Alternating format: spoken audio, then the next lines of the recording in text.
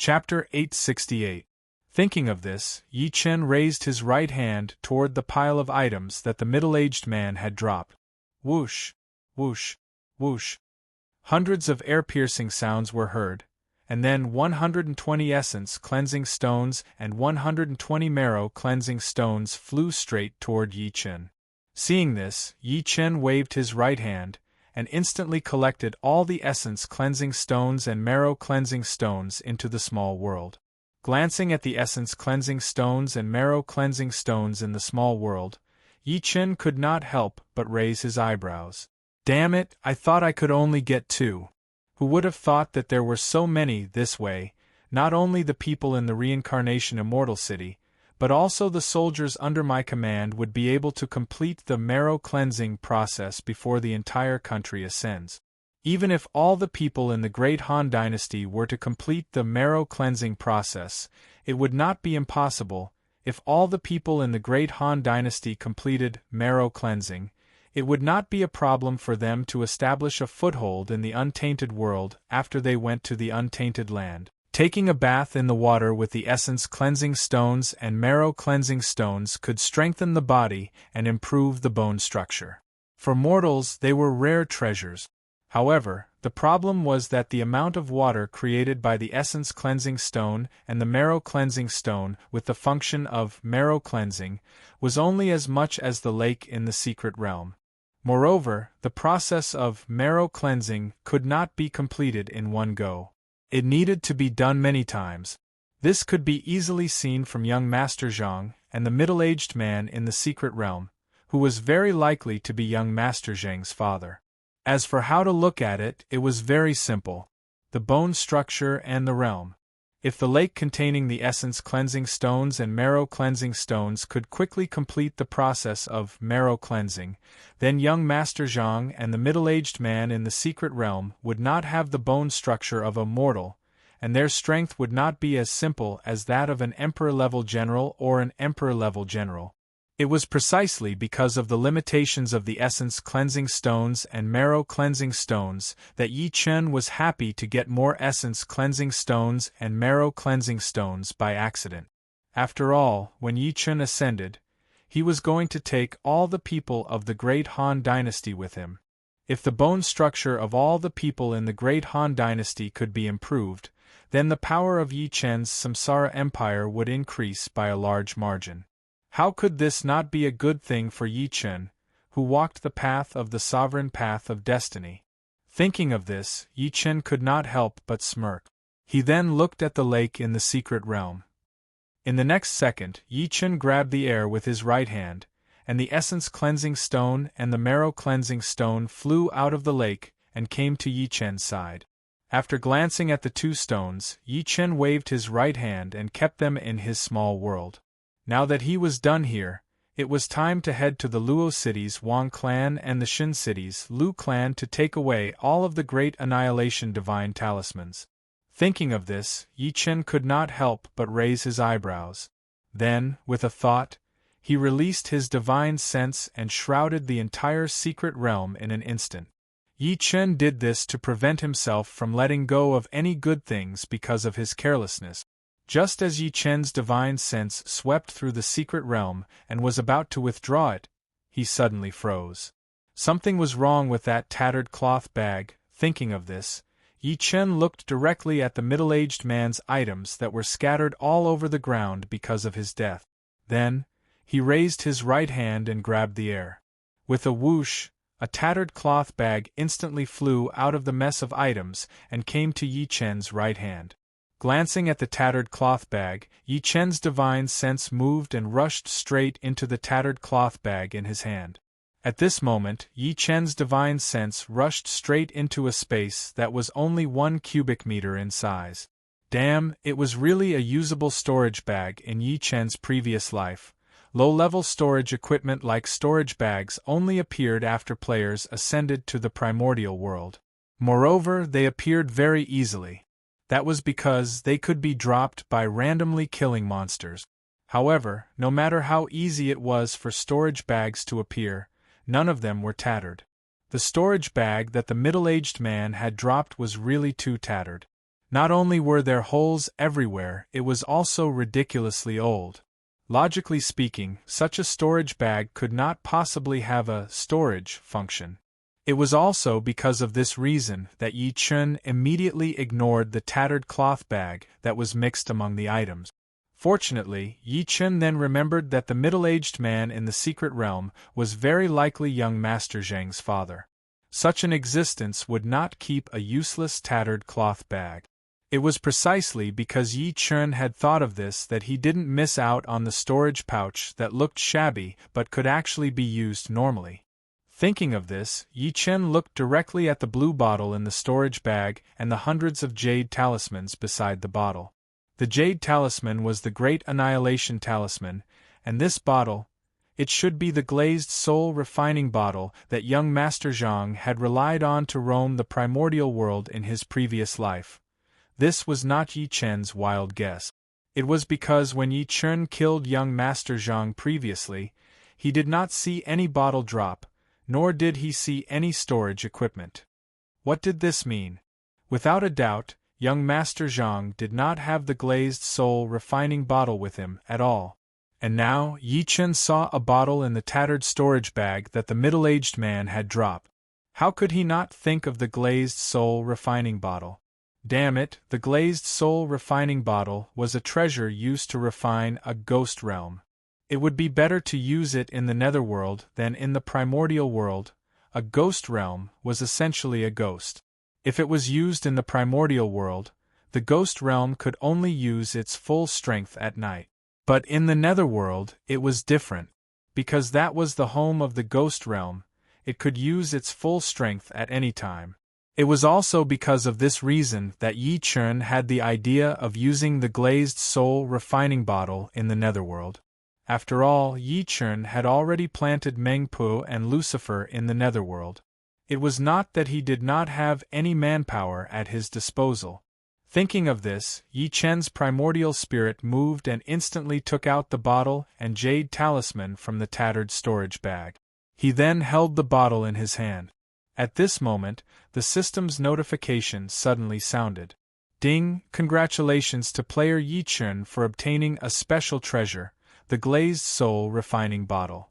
The moment the system's notification ended, Yi Chun's lips curled up involuntarily. It was indeed the glazed soul refining bottle. Thinking of this, Yi Chun's primordial spirit moved. He then looked directly at the ground and said, Meng Pe. As soon as Yi Chun finished speaking, a black vortex suddenly appeared in the originally calm mystic realm. Meng Pe then slowly rose from the black vortex. Chapter 869. When Yi Chun saw this, he couldn't help but smile. Having a subordinate who could freely travel through the nether realm was so nice. Yi Chun's current cultivation wasn't enough to open up a passage to the nether realm. If Mengpa couldn't leave the nether realm on her own, then Yi Chun would have to use the nether passage token. Moreover, he would have to wait for Mengpa to find the passage to the nether realm created by the nether passage token before he could leave the nether realm. It could be said that this process was very troublesome and required a long time.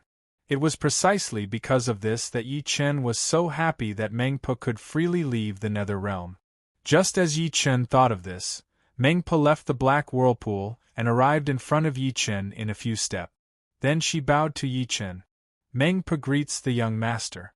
May I know why the young master has summoned Mengpa this time? I have a treasure for you. You can use it yourself or give it to Lucifer. When Yi Chun heard this, he glanced at Mengpu and said. After he finished speaking, he waved his right hand and the glazed soul-refining bottle instantly flew to Mengpa. When Mengpa saw this, she raised her right hand and caught the glazed soul-refining bottle. Mengpa was stunned when she saw the glazed soul-refining bottle in her hand. The glazed soul-refining bottle. When Yi Chun heard this, he smiled and said. When Mengpa heard Yi Chun's words, she glanced at the glazed soul-refining bottle in her hand and then looked at Yi Chun. Young master, with this glazed soul-refining bottle, we can change our previous plan. When Yi Chun heard Mengpa's question, he couldn't help but smile and say, I can't go to the nether realm for the time being. You have full authority to decide what to do. Mengpo was in charge of fighting for Yi Chen's territory in the Nether Realm. How to fight and where to start was the best plan. Mengpo definitely knew better than Yi Chen. It was precisely because of this reason that Yi Chen told Mengpo that everything in the Nether Realm would be decided by her. When Mengpo heard this, she nodded and said, "Thank you for your trust, young master. Mengpo will return now to deal with the ghost rays." "Okay." Hearing this, Yi Chen chuckled and nodded his head, then said. When Mengpo heard this, she bowed to Yi Chen.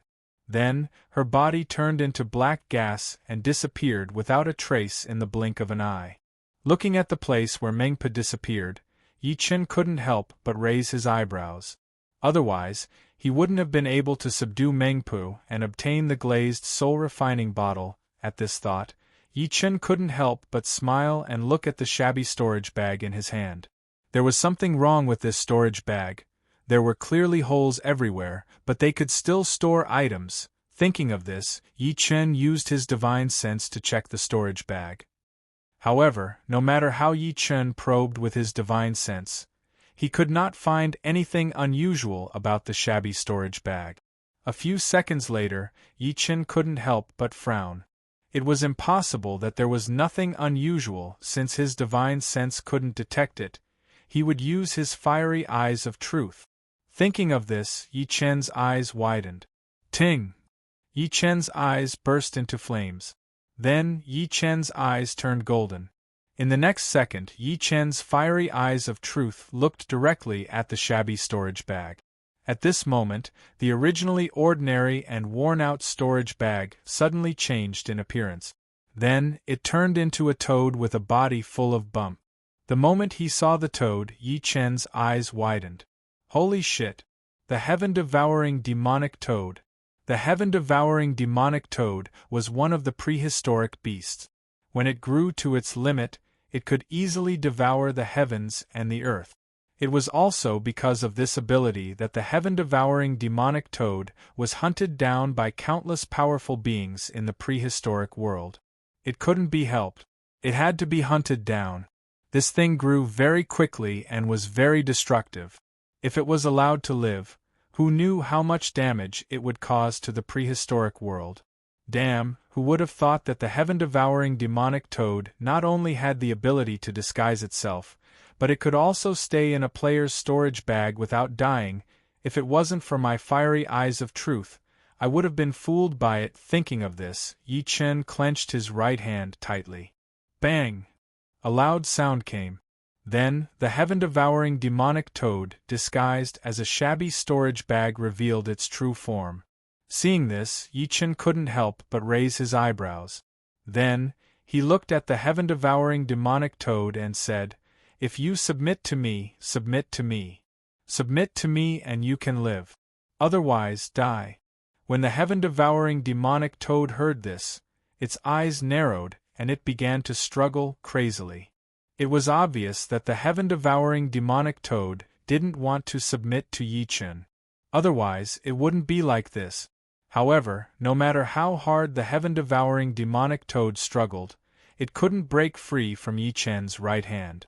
Seeing this, Yi Chen narrowed his eyes and said coldly, "Looks like you'd rather die than submit."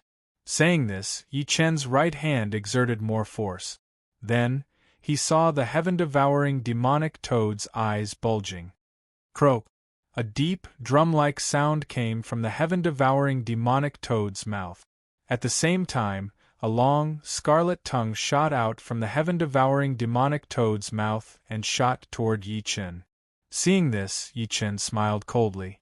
Then, with a thought, a blood-red lotus karmic fire appeared out of thin air and blocked the heaven-devouring demonic toad's long tongue.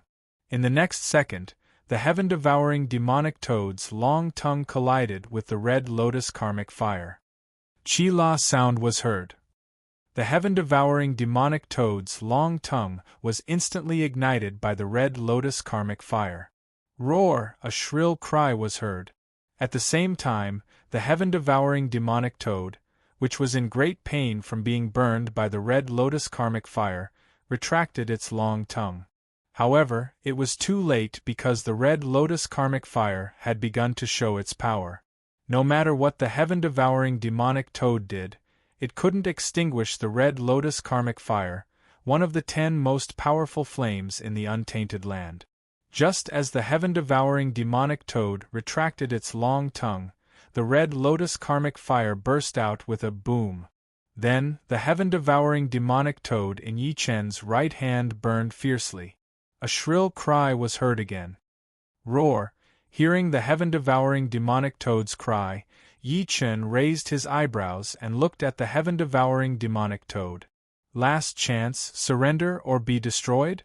As soon as Yi Chen finished his words, the heaven-devouring demonic toad's 2 almost bulging eyes shook up and down hurriedly. Seeing this, Yi Chen couldn't help but smile. Success! Thinking of this, Yi Chen moved his mind and a drop of blood essence flew out from Yi Chen's finger and flew straight to the heaven-devouring demonic toad's head. Just as Yi Chen's blood essence dripped onto the heaven-devouring demonic toad's head, a red light shone directly from the top of the heaven-devouring demonic toad's head. Then, Yi Chen's blood essence disappeared without a trace. Chapter 870. As Yi Chen's blood essence disappeared, a mysterious connection appeared between Yi Chen and the heaven-devouring demonic toad. At this moment, the system notification sounded. Ding! Congratulations to player for successfully taming the ancient beast, heaven-devouring demonic toad. As soon as the system notification ended, Yi Chen raised his eyebrows. Then, with a thought, he put away the red lotus fire that was burning the heaven-devouring demonic toad. At the same time, the heaven-devouring demonic toad let out a long sigh. Phew! Yi Chen glanced at the heaven-swallowing demonic toad, who had heaved a sigh of relief. Then, he loosened his right hand and threw the heaven-swallowing demonic toad to the ground. In the next second, Yi Chen waved his right hand, and a pile of emerald bamboo shoots appeared and flew in front of the heaven-devouring demonic toad. The heaven-devouring demonic toad, who had just landed, widened its eyes when it saw this. Then, it opened its mouth and sucked in the emerald bamboo shoots that flew in front of it. In the next second, hundreds of emerald bamboo shoots, which were more than 100 times the size of the heaven-devouring demonic toad, flew into the heaven-devouring demonic toad's stomach. When Yi Chen saw this, he couldn't help but smile. The heaven-devouring demonic toad was indeed the heaven-devouring demonic toad. This way of eating was really cruel.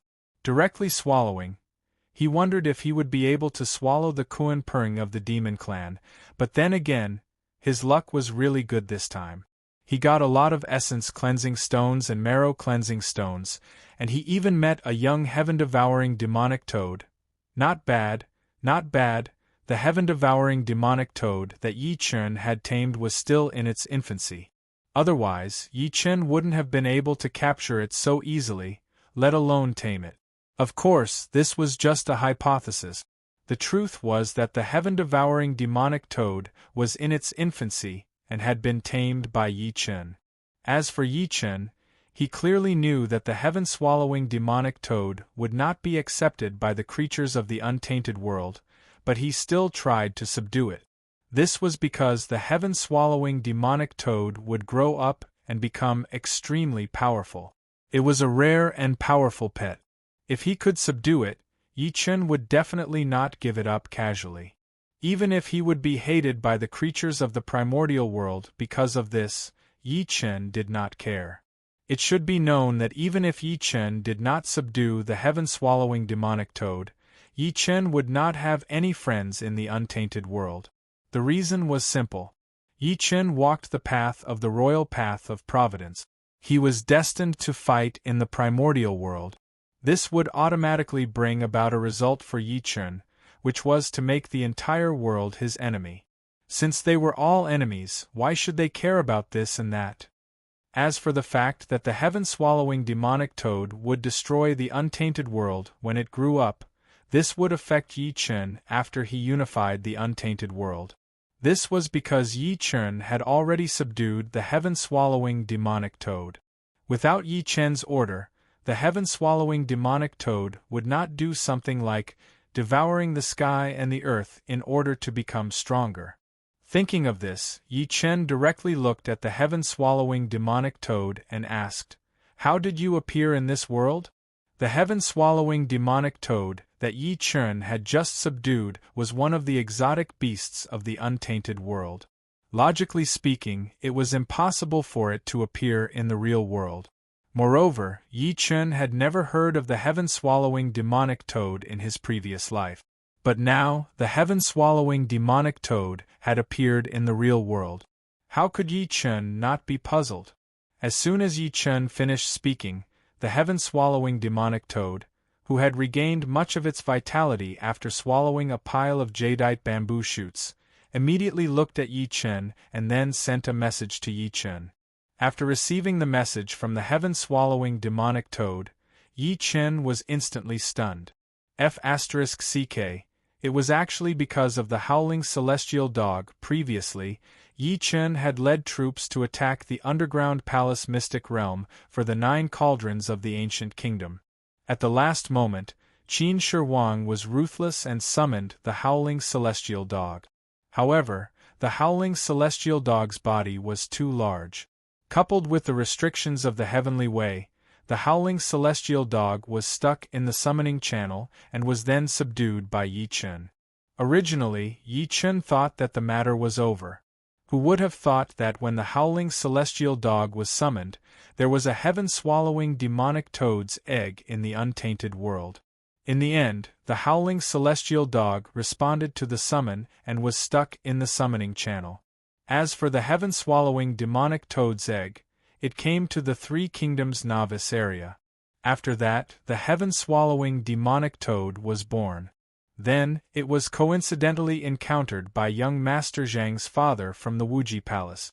In order to not be killed, the heaven-swallowing demonic toad disguised itself as a tattered cloth bag. Who would have thought that the heaven-swallowing demonic toad's wishful thinking would fail, because the place where young Master Zhang's father appeared was a forest where there were few people. It was obviously not normal to encounter a tattered cloth bag here. It was also because of this reason that young Master Zhang's father used the tattered cloth bag that the heaven-swallowing demonic toad transformed into as a necessary item to activate some mission. Then, he kept it in the storage space exclusive to players. The heaven-swallowing demonic toad stayed in the storage space for a few days. It was only when young Master Zhang's father took it out again that the heaven-swallowing demonic toad could go out for a breather. However, the problem was that young Master Zhang's father failed to activate any hidden mission after several attempts. In the end, he kept the heaven-swallowing demonic toad in the storage space again. This time it stayed for a long time.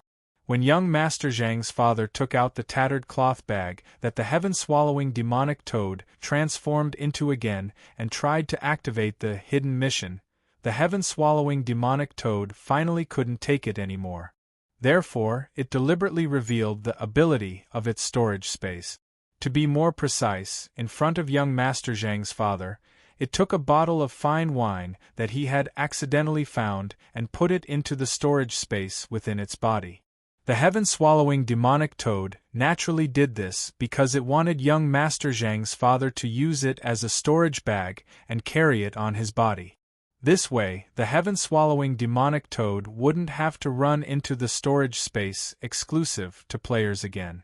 After all, there was no air, no water, no sunlight, no spirit energy, nothing.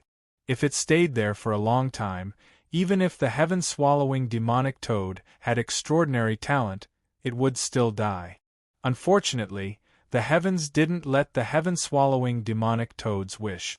It was still kept in the storage space exclusive to players by young Master Zhang's father. However, fortunately, young Master Zhang's father would take it out of the storage space from time to time and then put valuable items into the storage space within its body. Just like that, the heaven-swallowing demonic toad lived until now. Then, it met Yi Chen and was finally seen through by Yi Chen and subdued. Feeling the memories from the heaven-swallowing demonic toad, Yi Chen looked at the heaven-swallowing demonic toad sympathetically and then said, "You're really pitiful." As soon as Yi Chen's words fell, the heaven-swallowing demonic toad's two-toed eyes suddenly revealed a resentful gaze. When Yi Chen saw this, he couldn't help but smile and then said, "The past is gone. Don't think about it anymore. As long as you cultivate diligently and work hard for me, I won't treat you unfairly. However, there's one thing that you have to remember.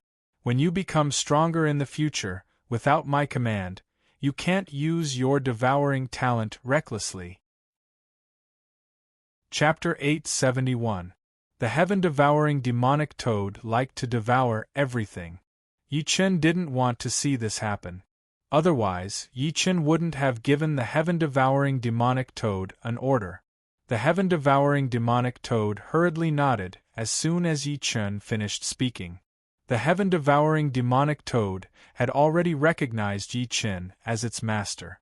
Naturally, it didn't dare to disobey Yi Chen's order even though it was born to devour everything. When Yi Chen saw this, he nodded in satisfaction. He then waved his right hand and instantly kept the heaven-devouring demonic toad in his small world. The heaven-devouring demonic toad's current realm was pitifully low. It couldn't even defeat ordinary monsters. Therefore, it couldn't return to the eldritch world. Otherwise, Yi Chen would definitely let the heaven-devouring demonic toad go directly to the eldritch world instead of keeping it in his small world. As for the reason, it was very simple. The eldritch world was full of treasures. It could allow the heaven-devouring demonic toad to grow rapidly. However, the real world and the Three Kingdoms novice area couldn't do this at all. Looking at the heaven-devouring demonic toad that was kept in his small world, Yi Chen couldn't help but raise his eyebrows. This was a good harvest. Next, it was time to collect interest from the Luo city's Wang clan and the Xin city's Lu clan. Thinking of this, Yi Chen walked straight to the exit of the mystic realm. In the blink of an eye, he appeared outside. Looking at the limitless city that was in a mess and full of charred corpses, Yi Chen smiled coldly. Then, with a thought, he instantly released his divine sense. After a few breaths, Yi Chen's eyes widened. It should be there. Thinking of this, Yi Chen's mind moved, and the space in front of him instantly distorted.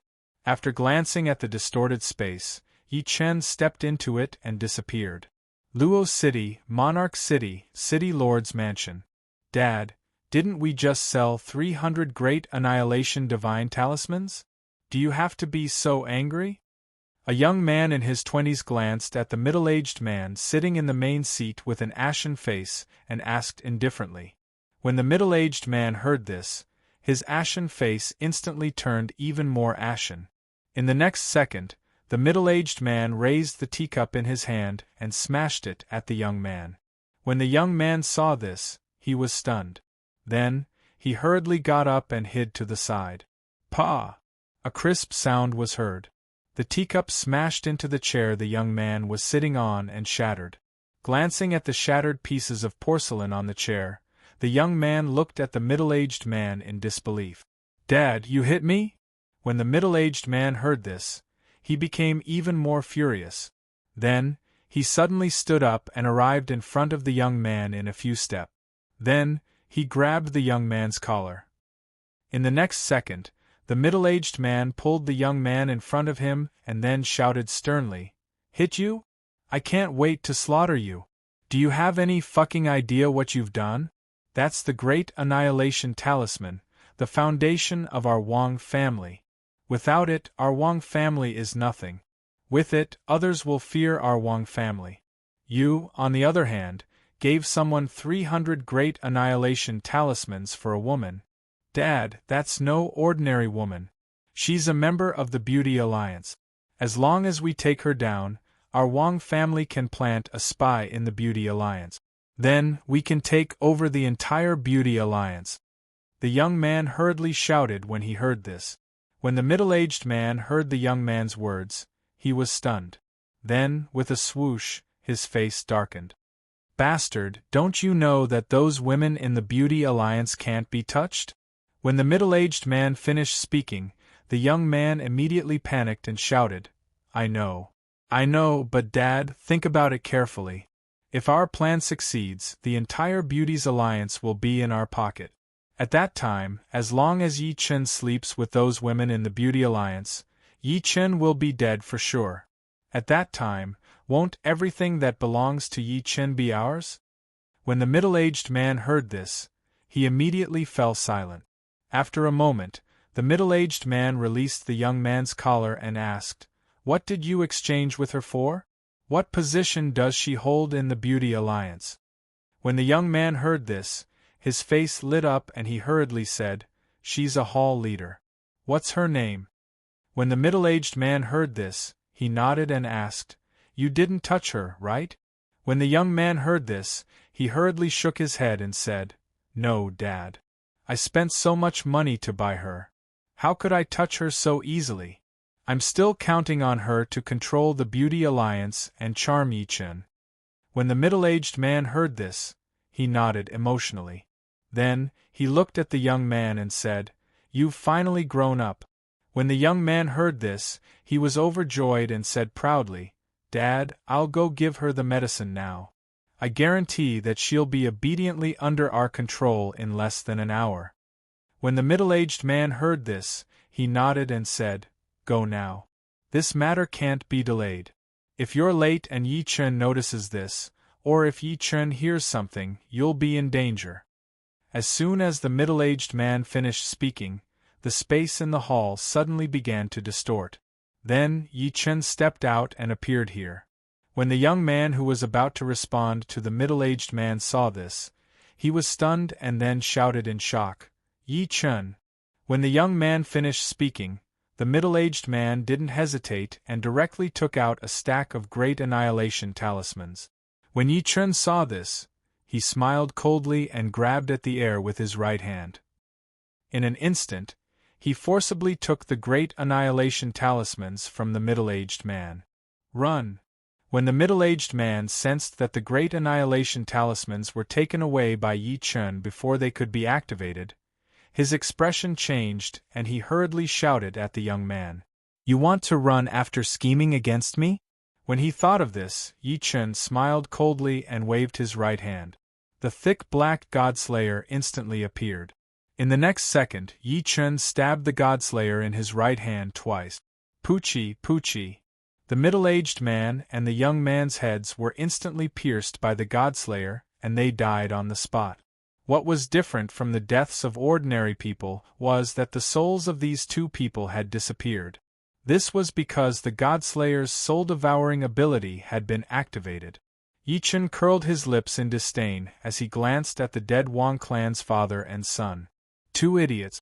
Not only did they think that I was related to the Beauty Alliance, they even wanted to use this to scheme against me. If I don't destroy their souls, how can I vent my anger? When he thought of this, Yi Chen smiled coldly. Then, with a thought, the sound of thunder that shook the heavens and the earth was instantly heard. Kaboom! Kaboom! Chapter 872.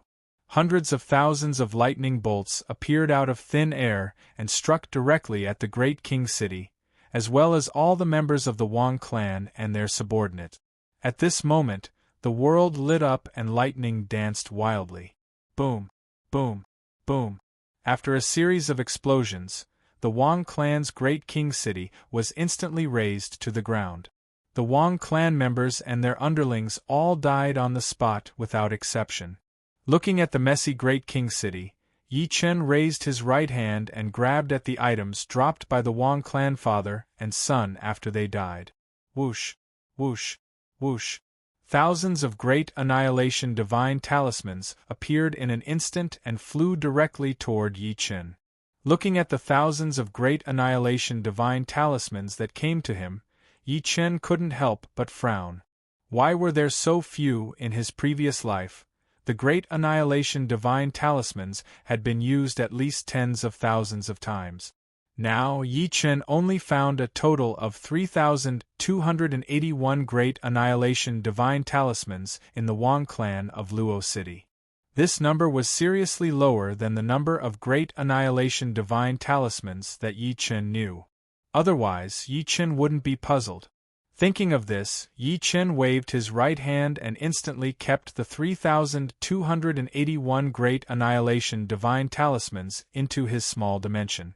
In the next second, with a single thought, Yi Chen released his divine consciousness and enveloped the messy Great King City. After checking back and forth 3 times and confirming that he didn't miss anything, Yi Chen frowned again. Could it be that most of the Great Annihilation Divine Talismans were with the Lu clan of Shin City?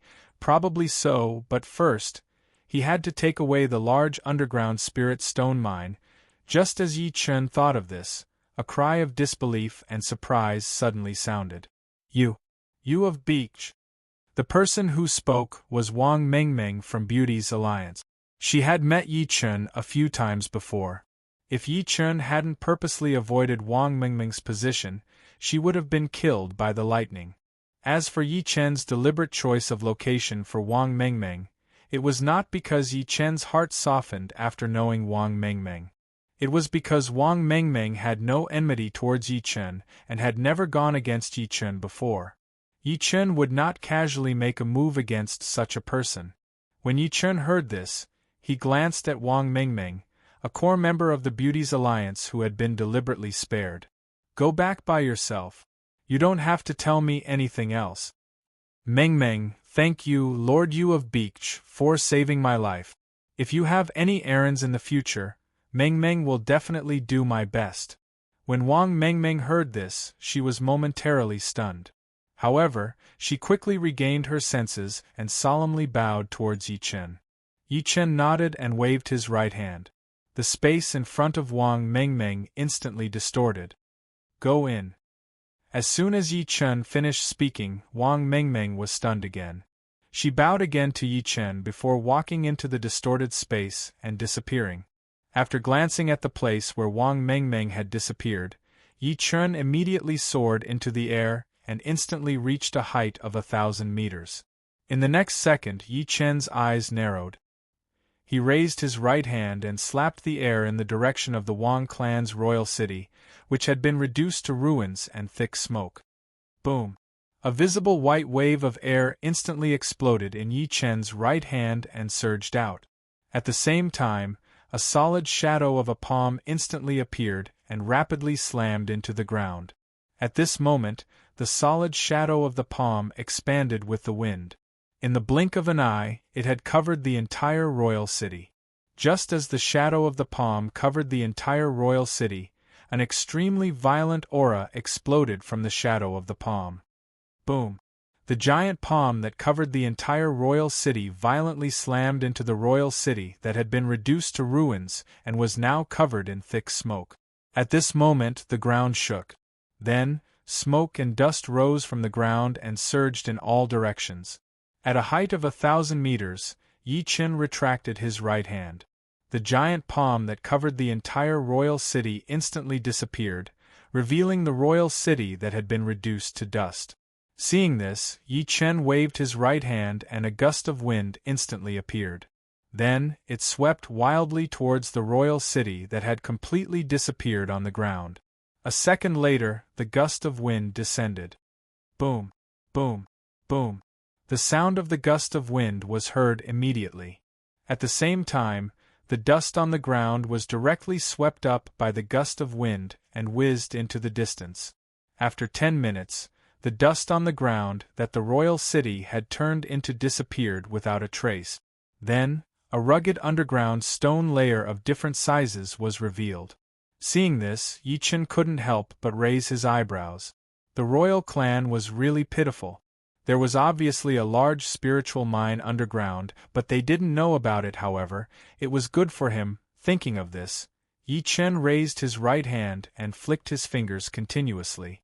Dense air-piercing sounds were heard instantly. Buzz, buzz, buzz, countless space blades appeared out of thin air and slashed towards the ground. In the blink of an eye, dense tearing sounds were heard from the ground. Sizzle, sizzle, sizzle. When the sound stopped, Yi Chen's eyes narrowed. His right hand formed into a claw and sucked towards the ground. Boom! A loud sound was heard. An extremely huge stone mountain directly rose from the ground. After the time it took to brew a cup of tea, the hidden mountain completely left the ground.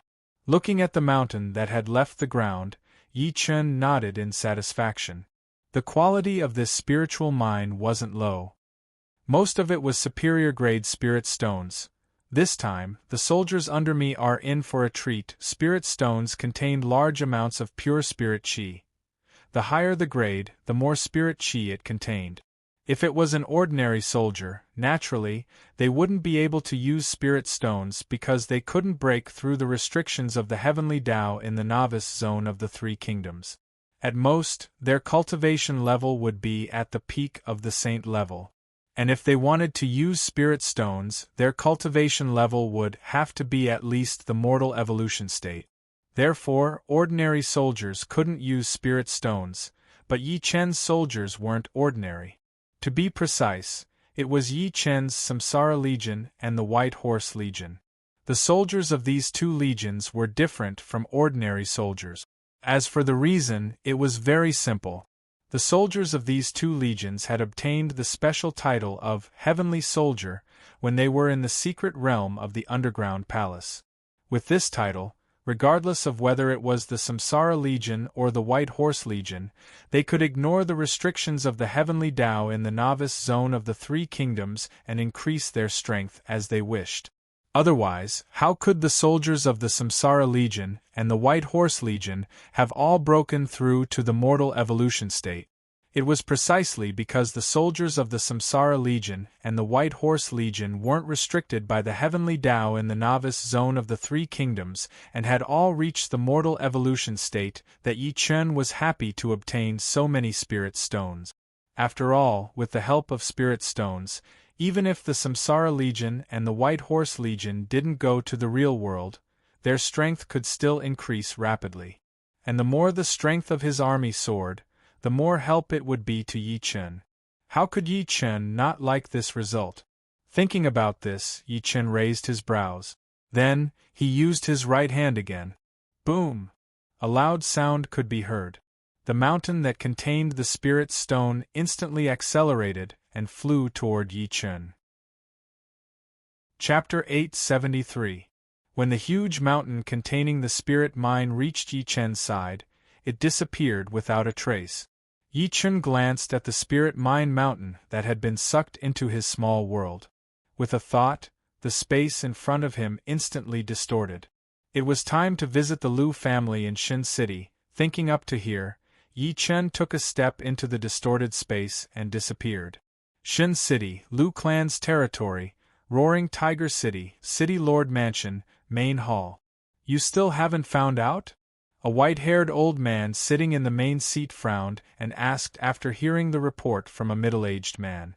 When the middle-aged man heard this, he nodded and said, "Father, we've used a lot of manpower and connections, but we still haven't found the true buyer of the Great Annihilation Divine Talisman. There aren't many people who can do this. Why don't you start from this?" The white-haired old man frowned and asked. When the middle-aged man heard this, he hurriedly said, "Father, before the meteor fell, there were quite a few clans like our Lu clan that also obtained opportunities. Furthermore, many of them were stronger than our Lu clan. For example, the Gongsun clan has the geomagnetic lightning bomb, which is even more powerful than our Great Annihilation Talisman. Also, they seem to have obtained a lot of spiritual herbs. There are countless families as powerful as the Gongsun family, or even more powerful than the Gongsun family. What are you trying to say? Even if others knew, they wouldn't tell us?" The white-haired old man's face darkened when he heard this. When the middle-aged man heard this, he was stunned. Then, he looked at the white-haired old man in confusion. The white-haired old man glanced at the middle-aged man and then said, "There are many clans that are stronger than us, but so what? In this world, as long as there are enough benefits, you can get everything you want, including secrets." "Father, I know that. I promised many clans that as long as there is accurate information, I can provide 100 Great Annihilation Divine Talismans. But even so, no one knows who bought the Great Annihilation Divine Talismans." When the middle-aged man heard this, he hurriedly said, When the white-haired old man heard this, he snorted and then said, "If 100 isn't enough, then 500. If 500 isn't enough, then 1,000. Why didn't you raise the price? Father, why must you find out who bought the great annihilation divine talisman?" The middle-aged man frowned and asked. When the white-haired old man heard this, he glanced at the middle-aged man and asked, "Don't tell me you still don't understand." "Understand what?" The middle-aged man was stunned for a moment before he asked. At this moment, a young man walked in and looked at the middle-aged man. "Father, grandfather is saying that someone is plotting against our Lu clan. Otherwise, why would he directly propose to exchange so many spiritual herbs and Xiantian martial arts for the great annihilation divine talismans after hearing our refusal? Furthermore, he only exchanged 100 of them." When the middle-aged man heard this, his face immediately sank. However, before he could get angry, the white-haired old man interrupted him. "You're already so old, but you're still not as clear as my grandson. You've played with too many women these years, and your brain has gone silly." "Father, I—" When the middle-aged man heard this, he immediately panicked and shouted, "Enough! I don't want to listen to your explanation. What you need to do now is to find out who did it as soon as possible. Otherwise, when danger comes and we don't know it, everything will be too late." When the white-haired old man heard this, he snorted and shouted. As soon as the white-haired old man finished speaking, the space in the hall suddenly distorted. Then, they saw Yi Chen take a step forward and appear here. When the middle-aged man who was about to reply saw this, he was stunned and his eyes suddenly shrank. "Yi Chen." As soon as the middle-aged man finished speaking, the white-haired old man and the young man's body trembled at the same time. At this moment, the white-haired old man suddenly thought of something and his face immediately turned pale. In the next second, the white-haired old man hurriedly bowed to Yi Chen and said loudly, "This old man pays his respects to you, Lord Beach. No matter why you Lord Beach is here, this old man is willing to swear on his head that I, the Lu family of Shenqing, have no enmity towards you Lord Beach. If you Lord Beach is unhappy because of the great annihilation divine talisman, I, the Lu family, am willing to give up everything, just to appease you Lord Beach." As soon as the white-haired old man finished speaking, the young man's eyes shrank and then he shouted in shock, "So that bastard wants to scheme against us like this?" When the white-haired old man heard this, he did not hesitate to slap the young man. After a "pa" sound, the white-haired old man shouted at the young man, "Impudent! Quickly come over and greet me." When the young man who was slapped heard this, he immediately came back to his senses and hurriedly followed the middle-aged man, who also came back to his senses. They bowed solemnly to Yi Chen and said, "Greetings to you Lord Beach." When Yi Chen heard this, he glanced at the white-haired old man, the middle-aged man, and the young man and then said, "Hand over all the great annihilation divine talismans. In addition, have everyone leave this place in 3 minutes. I need to take something." Yi Chen naturally heard the conversation between the Lu family of Shenqing. However, Yi Chen would not let them off so easily just because they showed no enmity. If they wanted to blame someone, they could only blame themselves for selling 100 great annihilation divine talismans. Moreover, they were used in the Imperial Palace assassination. As soon as Yi Chen finished speaking, the middle-aged man and the young man's expressions suddenly changed. However, the white-haired old man calmly bowed to Yi Chen and said, "Yes, you Lord Beach." After the white-haired old man finished speaking, he immediately took off the ring on his right hand and handed it to Yi Chen with incomparable respect. When Yi Chen saw this, he glanced at the white-haired old man and then his right hand made a suction force and instantly grabbed the ring in his hand.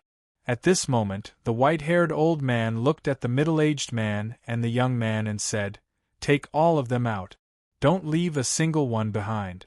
If you dare to leave even a single one behind, you will be directly removed from the Lu family's genealogy." When the middle-aged man and the young man heard this, a trace of struggle flashed across their faces. However, the two of them immediately calmed down and then made a gesture in unison, each summoning a stack of great annihilation divine talismans. In the next second, the two of them raised the great annihilation divine talismans in their hands and then bowed to Yi Chen. "You Lord Beach, these are our great annihilation divine talismans. Please accept them." When Yi Chen saw this, he made a suction force with his right hand and instantly sucked the great annihilation divine talismans from the two of them and then kept them in the small world. Glancing at the ring in his hand, Yi Chen's eyes narrowed and he instantly used the fiery eyes of truth by Yi Chen. At this moment, Yi Chen's eyes suddenly emitted two balls of flames, and his eyes directly lit up with a golden light. In the next second, the situation inside the ring handed over by the white-haired old man directly appeared in Yi Chen's vision. When Yi Chen saw the pitch-black statue that was filled with an evil aura in the space inside the ring, his eyes suddenly widened. Soul-absorbing divine statue. I was wondering why it was so cooperative. It turns out that it was waiting for me here. Chapter 874. When Yi Chen first appeared, the white-haired old man's attitude was extremely submissive. He even took the initiative to hand over his storage ring and asked his son and grandson to hand over the great annihilation talisman. In that instant, Yi Chen even felt that the 3 generations of the Liu clan were afraid of him, and didn't want to lose their lives. That was why they were doing this. Fortunately, Yi Chen didn't let his guard down because of this. He used his golden fiery eyes to check the storage ring of the white-haired old man and found the trap in the storage ring, which was the soul-absorbing statue. Others didn't know what the soul-absorbing statue was, but how could Yi Chen not know? In Yi Chen's previous life, the soul-absorbing statue was an existence that devoured the souls of millions of players.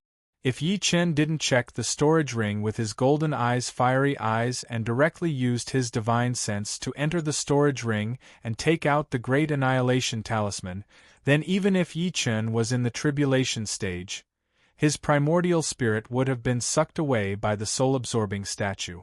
If Yi Chen's primordial spirit was sucked away by the soul-absorbing statue, the result would be very simple. Yi Chen would be completely dead. This wasn't an exaggeration, but because the soul-absorbing statue hid the remnant consciousness of the innate godfiend. That's right, it was a remnant consciousness. It wasn't a remnant soul or a broken primordial spirit. But even if it was a remnant consciousness, its ability to absorb souls was real.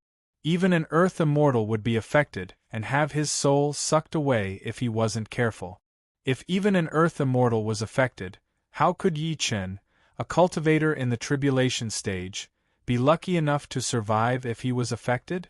Damn bastard, you want to scheme against me. At the thought of this, Yi Chen narrowed his eyes and a cold light flashed in his eyes. In the next second, an extremely violent murderous aura exploded. Boom! A violent airflow appeared out of nowhere from Yi Chen's body and blew out. In the blink of an eye, the furniture in the hall of the City Lord Mansion was blown up and hit the wall.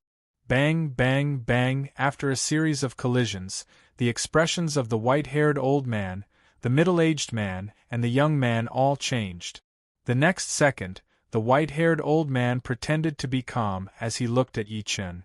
Then, he bowed to Yi Chen and said, "I'm sorry. You Lord Beach, what is the meaning of this? What do you mean?"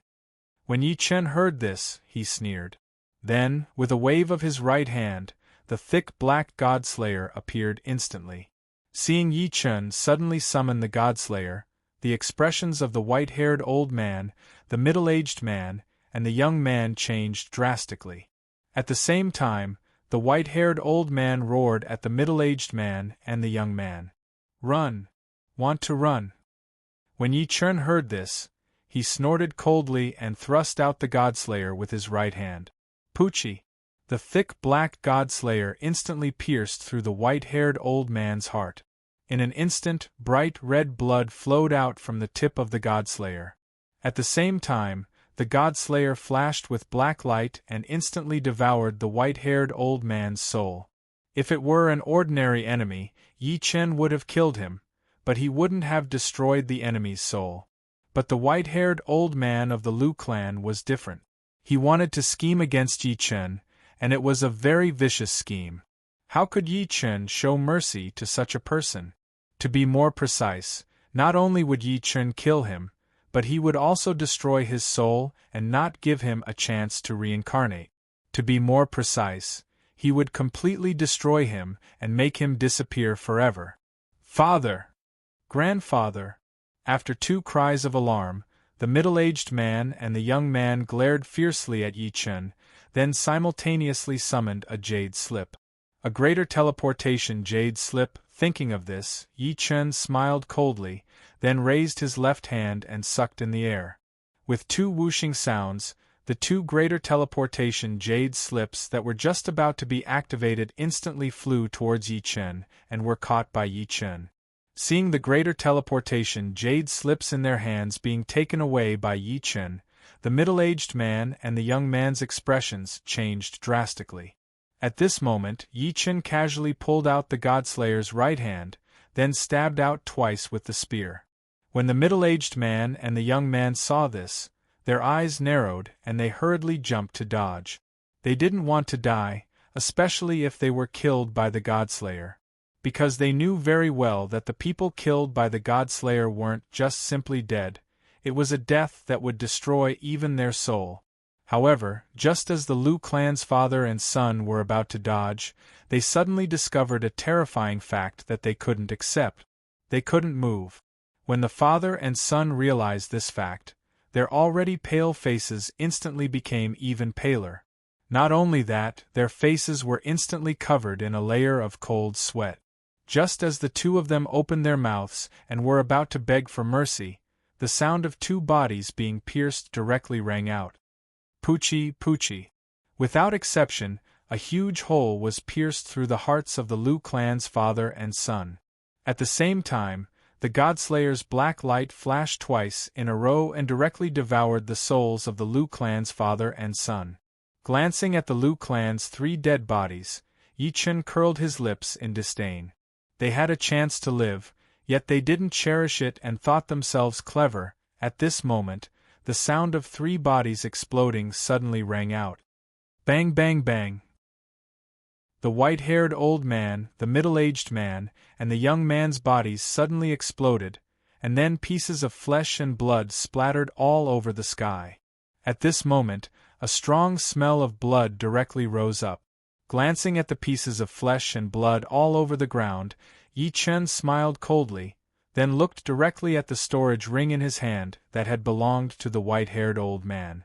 If the information about the soul-assimilating statue that had spread among the players in his previous life wasn't wrong, the soul-assimilating statue should need its owner to activate the soul-assimilating characteristic.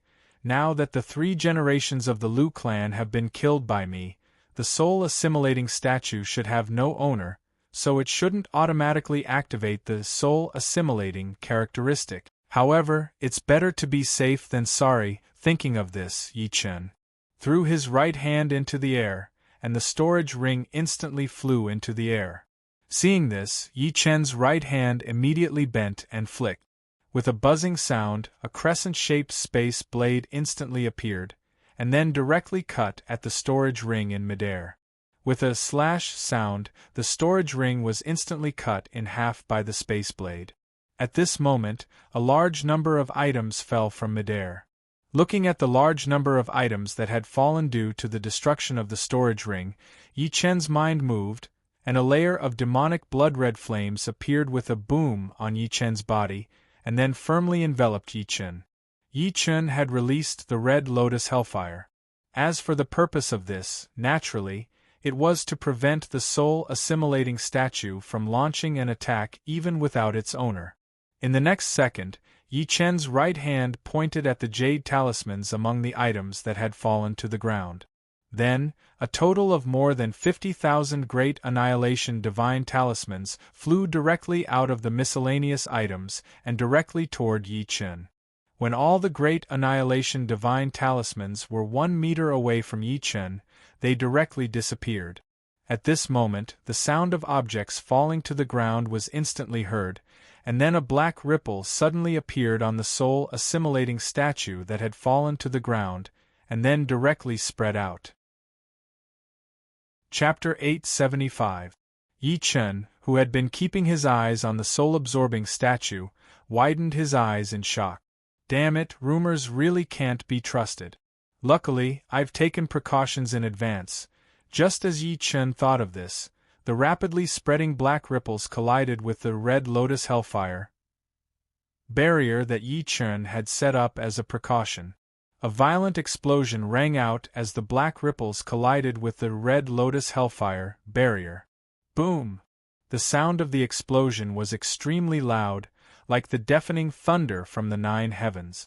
The fire barrier formed by the karmic fire of the red lotus shattered. Seeing this, Yi Chen's eyes narrowed. F***ck. After Yi Chen cursed angrily, he did not even think. The god-killing spear in his right hand smashed towards the black ripples that were about to touch his body. Boom! The air exploded as the godslayer attacked violently. At the same time, a mysterious aura appeared from the godslayer's body. Then, the black light on the godslayer's body flashed. No! A roar of disbelief and panic rang out instantly. At this moment, the thick black godslayer suddenly shook. Then, the black ripples that flew out from the soul-absorbing statue suddenly rushed towards the godslayer. Seeing this, Yi Chen heaved a sigh of relief. Damn it, luckily the godslayer's soul-devouring ability was activated. Otherwise, even if I didn't die, I would have been seriously injured. The last ability of the godslayer was to kill gods. It could kill primordial spirit. However, the stronger the being that was attacked by the godslayer, the less likely it was that the primordial spirit would be killed. At this moment, although the remnant spirit hidden in the soul-absorbing statue was not a primordial spirit, it was still a part of the primordial spirit. Therefore, the godslayer's soul-devouring ability was effective. If it was an ordinary remnant spirit, the godslayer's soul-devouring ability would have been activated 100%. However, the remnant spirit hidden in the soul-absorbing statue was not ordinary. It was the remnant spirit of an innate god. What kind of existence was an innate god? It was very simple, just think of Pangu, who created the world. Although the Khanate gods weren't as strong as Pangu, they were still far superior to Yi Chen. Even if it was just a remnant thought, it was still the same. It was also because of this that Yi Chen had set up a defense when he cut open the storage ring. Unfortunately, the red lotus karmic fire was only able to block the lingering thought's attack for a second. If Yi Chen did not have the godslayer and was lucky enough to activate the god-slaying characteristic, Yi Chen might have really died at the hands of the soul-assimilating statue. At the thought of this, Yi Chen looked at the pitch-black soul-absorbing statue with a gloomy expression and slapped it with his left hand. Boom! A loud sound was heard, and the soul-absorbing idol was instantly smashed into powder by the violent power. Upon seeing this, Yi Chen waved his left hand and a ball of red lotus hellfire appeared in an instant. Then, it flew straight toward the soul-absorbing statue that had turned into powder. Boom! Boom! Boom! Dozens of explosions were heard. Then, the red lotus hellfire, which was originally a ball of red lotus hellfire, exploded and turned into a gigantic demonic lotus that covered an area of 1,000 meters and was hundreds of meters tall. At this moment, the huge castellan's mansion was burned to the ground by the red lotus hellfire.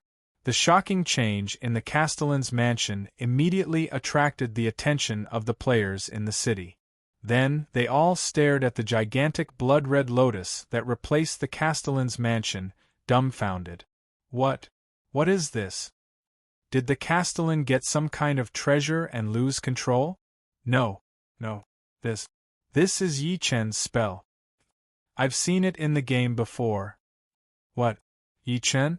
It's him. It must be him. F***ck. If it's Yi Chen, won't we all be in trouble? Why should we follow? It must be the Lu clan who offended Yi Chen. It has nothing to do with us. So, let's retreat now. We'll be fine. What are you waiting for? Let's run. The players who were attached to the Lu clan said one after another, and ran out of the city without hesitation. Yi Chen, whose divine consciousness covered the entire roaring tiger city, glanced at the players who were fleeing in panic, and then focused on the powder of the soul-absorbing statue that was constantly being burned. Yi Chen did not care whether the players ran or not. After all, it was the Lu clan who schemed against Yi Chen, not the players who were attached to them. Although Yi Chen was ruthless and merciless, he would not kill indiscriminately.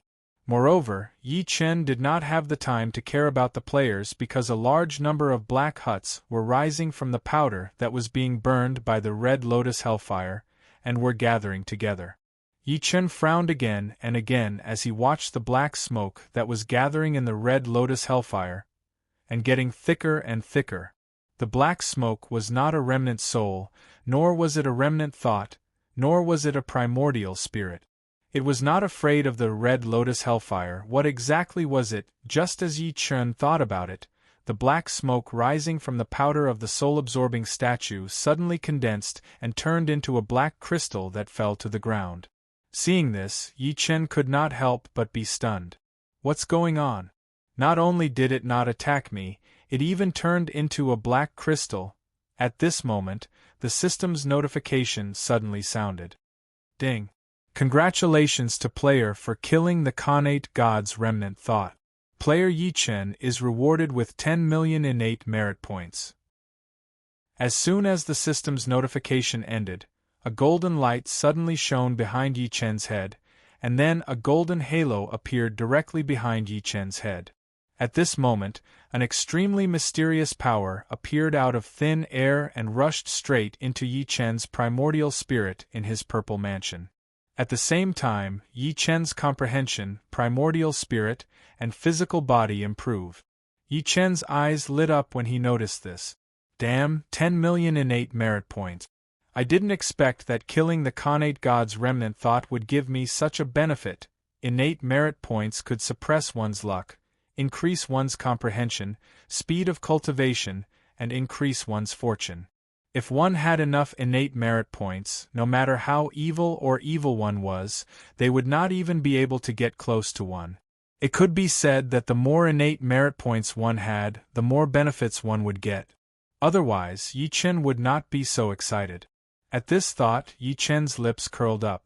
He then looked at the black crystal on the ground again. What was this thing again? After staring at the black crystal for a while, and confirming that it was not dangerous, Yi Chen raised his left hand and made a grabbing motion. With a whoosh, the black crystal flew toward Yi Chen and was caught by Yi Chen. At this moment, the system's notification sounded again. Ding! Congratulations to player Yi Chen for obtaining Dark Master God's divinity, blank X1.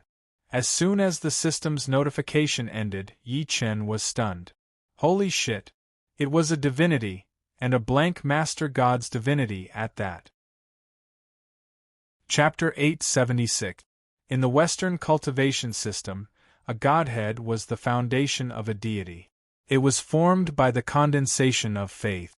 Without a godhead, no matter how hard one worked, one would never become a deity.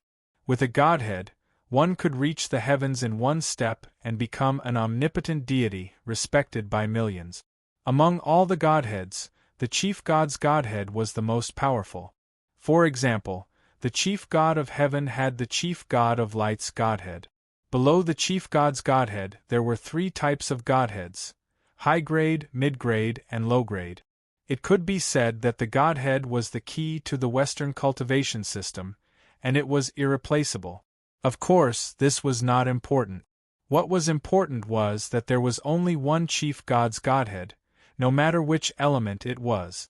And now, what did Yi Chen get? The chief god of darkness godhead, and it was a blank chief god of darkness godhead. What did this mean? Very simple. In the Western cultivation system, no one had succeeded the chief god of darkness godhead yet. What did an uninherited chief god of darkness godhead mean? Very simple. As long as one obtained the chief god of darkness godhead, one could directly become a chief god of darkness. At first glance, this had nothing to do with Yi Chen. After all, after Yi Chen ascended, he went to the chaos world, not the world where the Western deities were. But the truth was that this was not the case at all. Because this would give Yi Chen the opportunity to fiercely insert himself into the Western cultivation system. To be more specific, Yi Chen could totally create a chief god of darkness of the Western cultivation system, one that could directly confront the chief god of light. In this way, Yi Chen could totally wreak havoc and plunder in the world where the Western cultivation system was located. As for why he did this, it was very simple. Snatch resources, snatch luck. The reason was that simple and violent. Damn it, Lucifer was the son of the chief god of light, god of heaven. Although he was very strong in his heyday, no matter how strong he could not be compared to God. But it was different now. As long as the chief god of darkness godhead was given to Lucifer, Lucifer would totally have the ability to directly confront the master of heaven, the chief god of light, God of heaven. At that time, the golden apple, the golden fleece, the goddess of fate, nuns, the goddess of war and wisdom, Athena, and other goddesses could all be snatched away. As for heavenly treasures, rare treasures, spiritual herbs, and divine herbs, he couldn't let them go. The providence of heaven and earth was the same. Thinking of this, Yi Chen's eyes suddenly lit up.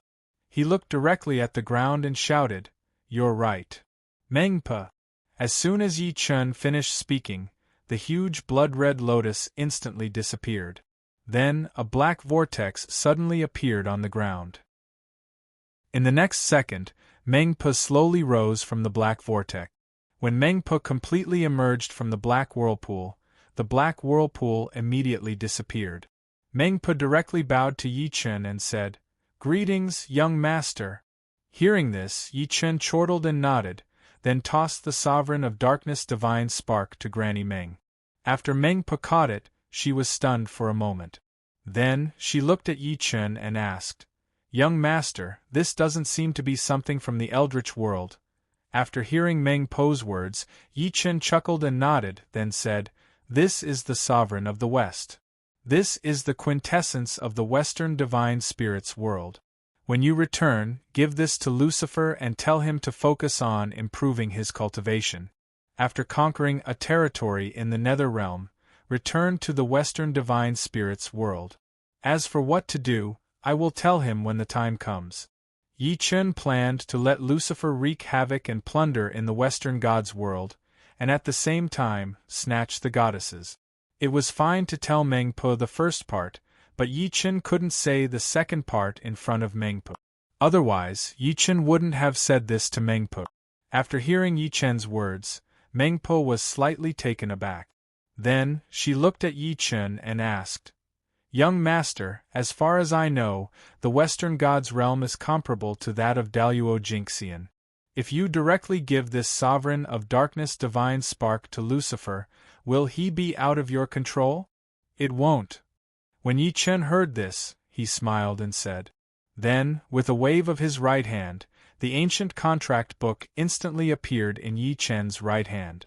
When Mengpa saw this, she was stunned.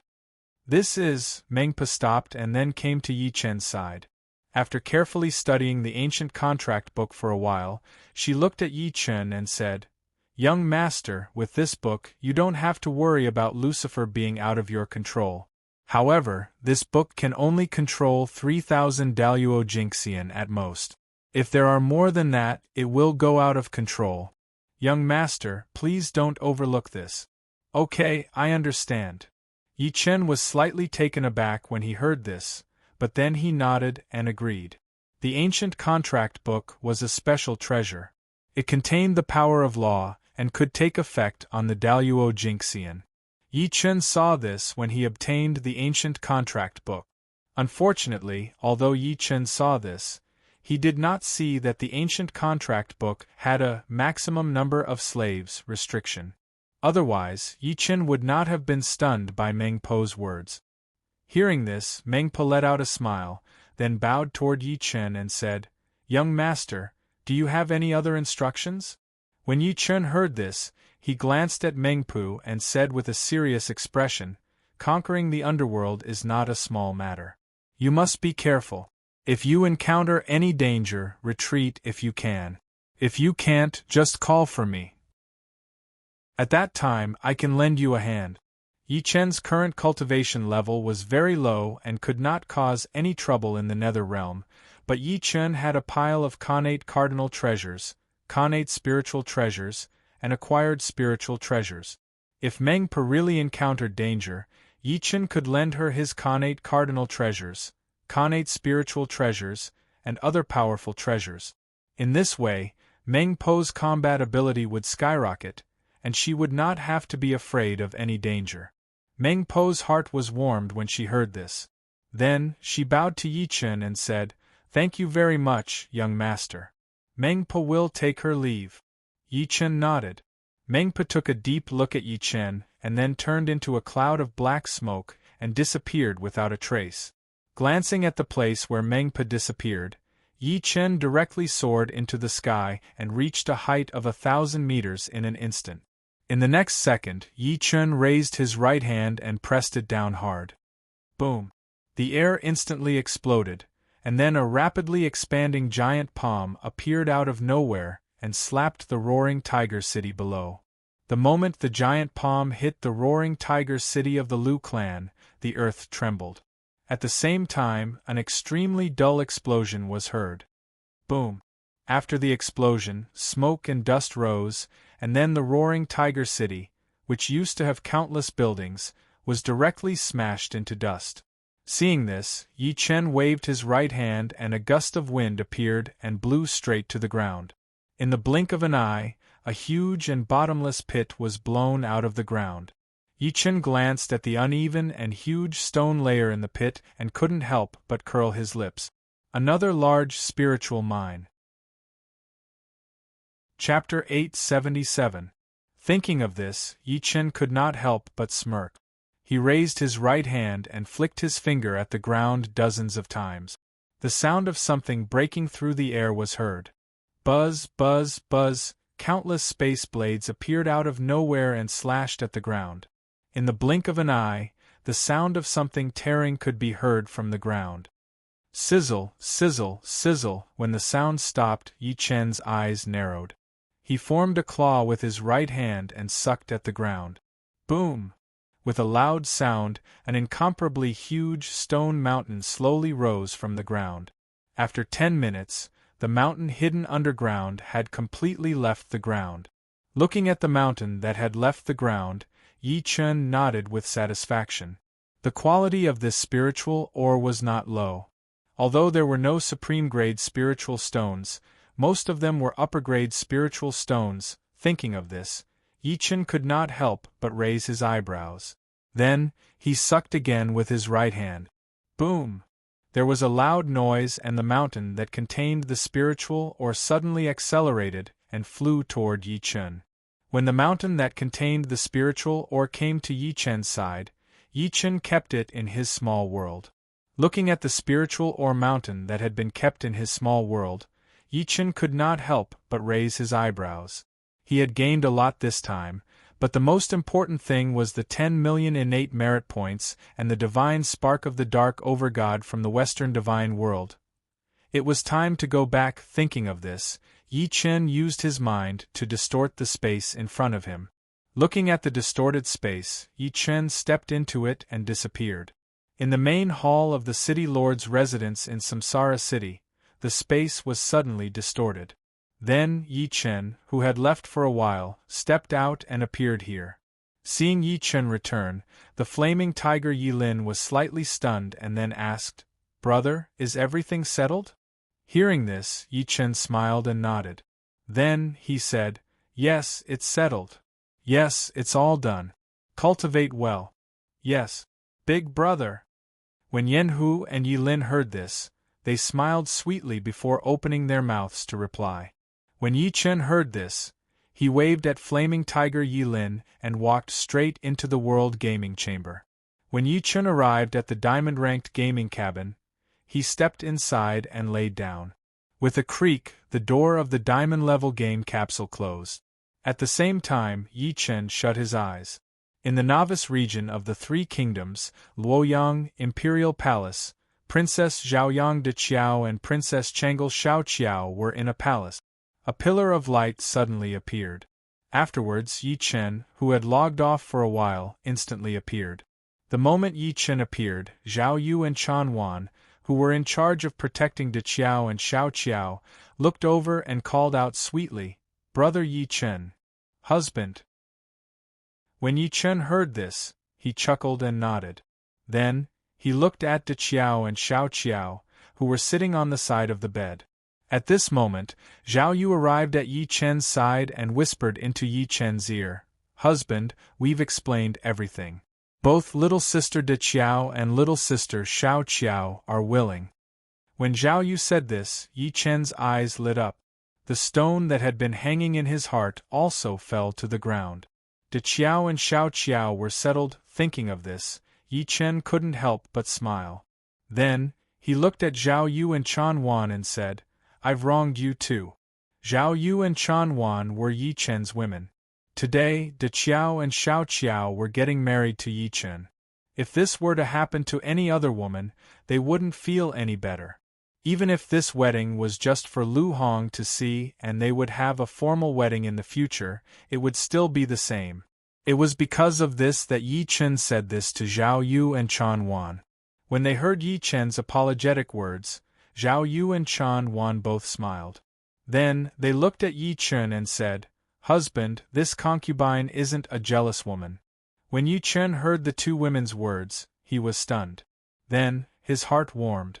In the next second, Yi Chen gently hugged the two girls in his arms. After kissing each of them, he said, "I'm sorry. Thank you." When Zhao Yu and Chan Wan heard this, they both smiled and said, "Husband, it's getting late. Husband, it's getting late. Send us back. Otherwise, we'll arouse suspicion." "Okay." When Yi Chen heard this, he nodded and said. Then, he waved his right hand and the space beside him instantly distorted. When Zhao Yu and Chan Wan saw this, they both glanced at Yi Chen before walking into the distorted space. In the blink of an eye, they disappeared without a trace. Looking at the place where the two women disappeared, Yi Chen let out a long breath. Then, he looked at De Qiao and Xiao Qiao and said, "It's been hard on you." When Yi Chen said this, De Qiao and Xiao Qiao's bodies trembled. In the next second, De Qiao and Xiao Qiao said to Yi Chen in unison, "Husband, it's been hard on us. The ones who have been wronged are our sisters." When Yi Chen heard this, his heart couldn't help but feel warm. Women in ancient times were so good. If they were women in the real world, they would probably cry and throw a tantrum. Thinking of this, Yi Chen couldn't help but raise his eyebrows. Then, he looked outside and shouted, "Come in. Serve the two princesses and prepare to set off." "Yes, Lord Yu of Beach." When the maids outside the door heard Yi Chen's words, they hurriedly bowed and saluted loudly. Then, they filed in. When Yi Chen saw this, he left the hall and looked at the young eunuch called Xiao 11Z waiting in the courtyard. Before Yi Chen could speak, Xiao 11Z bowed with a fawning expression. "Lord Yu of Beach, according to etiquette, you still need to pay respects to His Majesty." When Yi Chen heard this, he glanced at the young eunuch and said, "Okay, lead the way." When the young eunuch called Xiao 11Z heard this, he hastily bowed.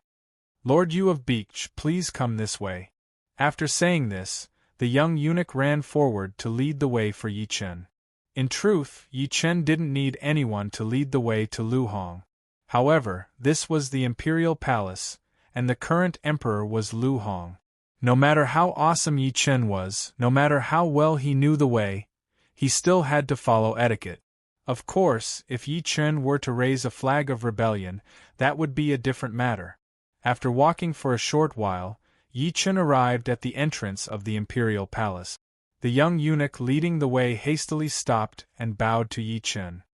Lord Yu of Beach, please wait a moment while this servant goes in to report. Yi Chen nodded. When the young eunuch saw this, he hastily bowed to Yi Chen again and then hastily ran into the hall.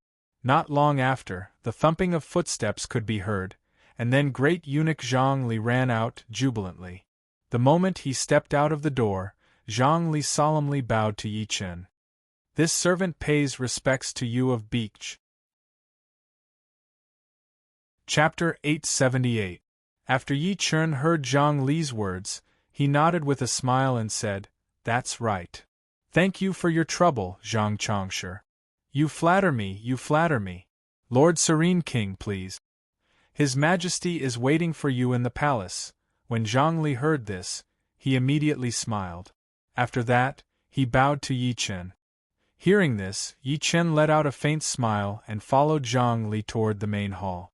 When they arrived at the hall, Yi Chen glanced at Lu Hong, who was sitting on the dragon throne. He looked happy but was actually gloomy. Then, he bowed to Lu Hong and said, "Your humble servant pays his respects to your Majesty. Long live the Emperor." Lu Hong was originally happy. Unfortunately, not only did the farce of Lu Bian plotting against Yi Chen happen, but Empress He and Lu Bian were struck by lightning. Under these circumstances, even if Lu Hong wanted to be happy, he couldn't. When Yi Chen finished speaking, Lu Hong, who was sitting on the dragon throne, glanced at Yi Chen, then chuckled and nodded. "My worthy son-in-law, from today onwards, I will entrust my two precious daughters to you. You can't let me down." When Yi Chen heard this, he nodded seriously and bowed to Lu Hong. "Your Majesty, please rest assured. Your humble servant will do his best to take care of the two princesses and not let them suffer any grievances." From today onwards, De Qiao and Xiao Qiao were Yi Chen's women. Even without Lu Hong's reminder, Yi Chen wouldn't let them be unhappy. After hearing Yi Chen's words, Lu Hong nodded in satisfaction. He then looked at Zhang Li and said, then, he looked at Zhang Li and asked, "Is the princess dowry ready?" "Your Majesty, everything is ready. We are just waiting to depart." When Zhang Li heard this, he immediately smiled flatteringly and bowed to Lu Hong. When Lu Hong heard this, he nodded with a smile. Then he looked at Yi Chen and said, "Yi Chen, I'm not sure. I won't say any superfluous words. Son-in-law, you and your father are my right-hand men, the cornerstone of the great Han dynasty. I hope that you will not only take good care of the two princesses, but also protect the great Han dynasty for me. Are you willing?" When Yi Chen heard this, his expression turned solemn, and he solemnly bowed to Lu Hong. "Your Majesty, this humble subject is willing." When Lu Hong heard Yi Chen's solemn words, his gloomy face immediately brightened up. The next second, Lu Hong looked at Yi Chen and chuckled. "Good, we believe you. Let's depart. Don't miss the auspicious hour." As far as Lu Hong was concerned, marrying off his daughter was just a ploy. What he wanted to hear the most was Yi Chen saying, "This humble subject is willing." As for the reason, it was very simple. Yi Chen was the unparalleled war god of the great Han Empire. With Yi Chen, the great Han dynasty was as stable as a mountain. If Yi Chen rebelled, the great Han dynasty would be destroyed in a matter of days. It was precisely because Lu Hong had noticed this that he had become suspicious of Yi Chen's combat strength after he had sensed it. Of course, Lu Hong's suspicions of Yi Chen had been dispelled by Yi Chen's various performances and Zhang Li's persuasion. Otherwise, there wouldn't have been the stories of Lu Hong adopting a daughter and Yi Chen marrying two princesses. Hearing Lu Hong's words, Yi Chen nodded his head heavily. Afterwards, he bowed to Lu Hong and said, "This humble subject will take his leave." Hearing this, Lu Hong chuckled and nodded his head. Seeing this, Yi Chen bowed once more before leaving the grand hall. Outside, Yi Chen glanced at the starry sky before heading straight for the imperial palace gates. After Yi Chen left, Zhang Li did not remain idle. After bidding farewell to Lu Hong, he led a large number of imperial guards to carry chests wrapped in red silk. Afterwards, He used a bridal sedan to carry Princess Zhaoyang, Princess De Qiao, and Princess Chengel, Princess Xiao Qiao, towards the imperial palace gate. After the time it took to brew a cup of tea, Yi Chen's wedding procession and Lu Hong's imperial family's wedding procession were mixed together. Afterwards, they left the palace and headed for Yi Chen's residence, Yu of Beech's residence. Along the way, the commoners sent them off with gongs and drums shaking the heavens. It was truly a lively scene. Of course, it was difficult not to be lively. This was because the ones getting married today were Yu of Beech and Yi Chen, who had saved all of the commoners of the world.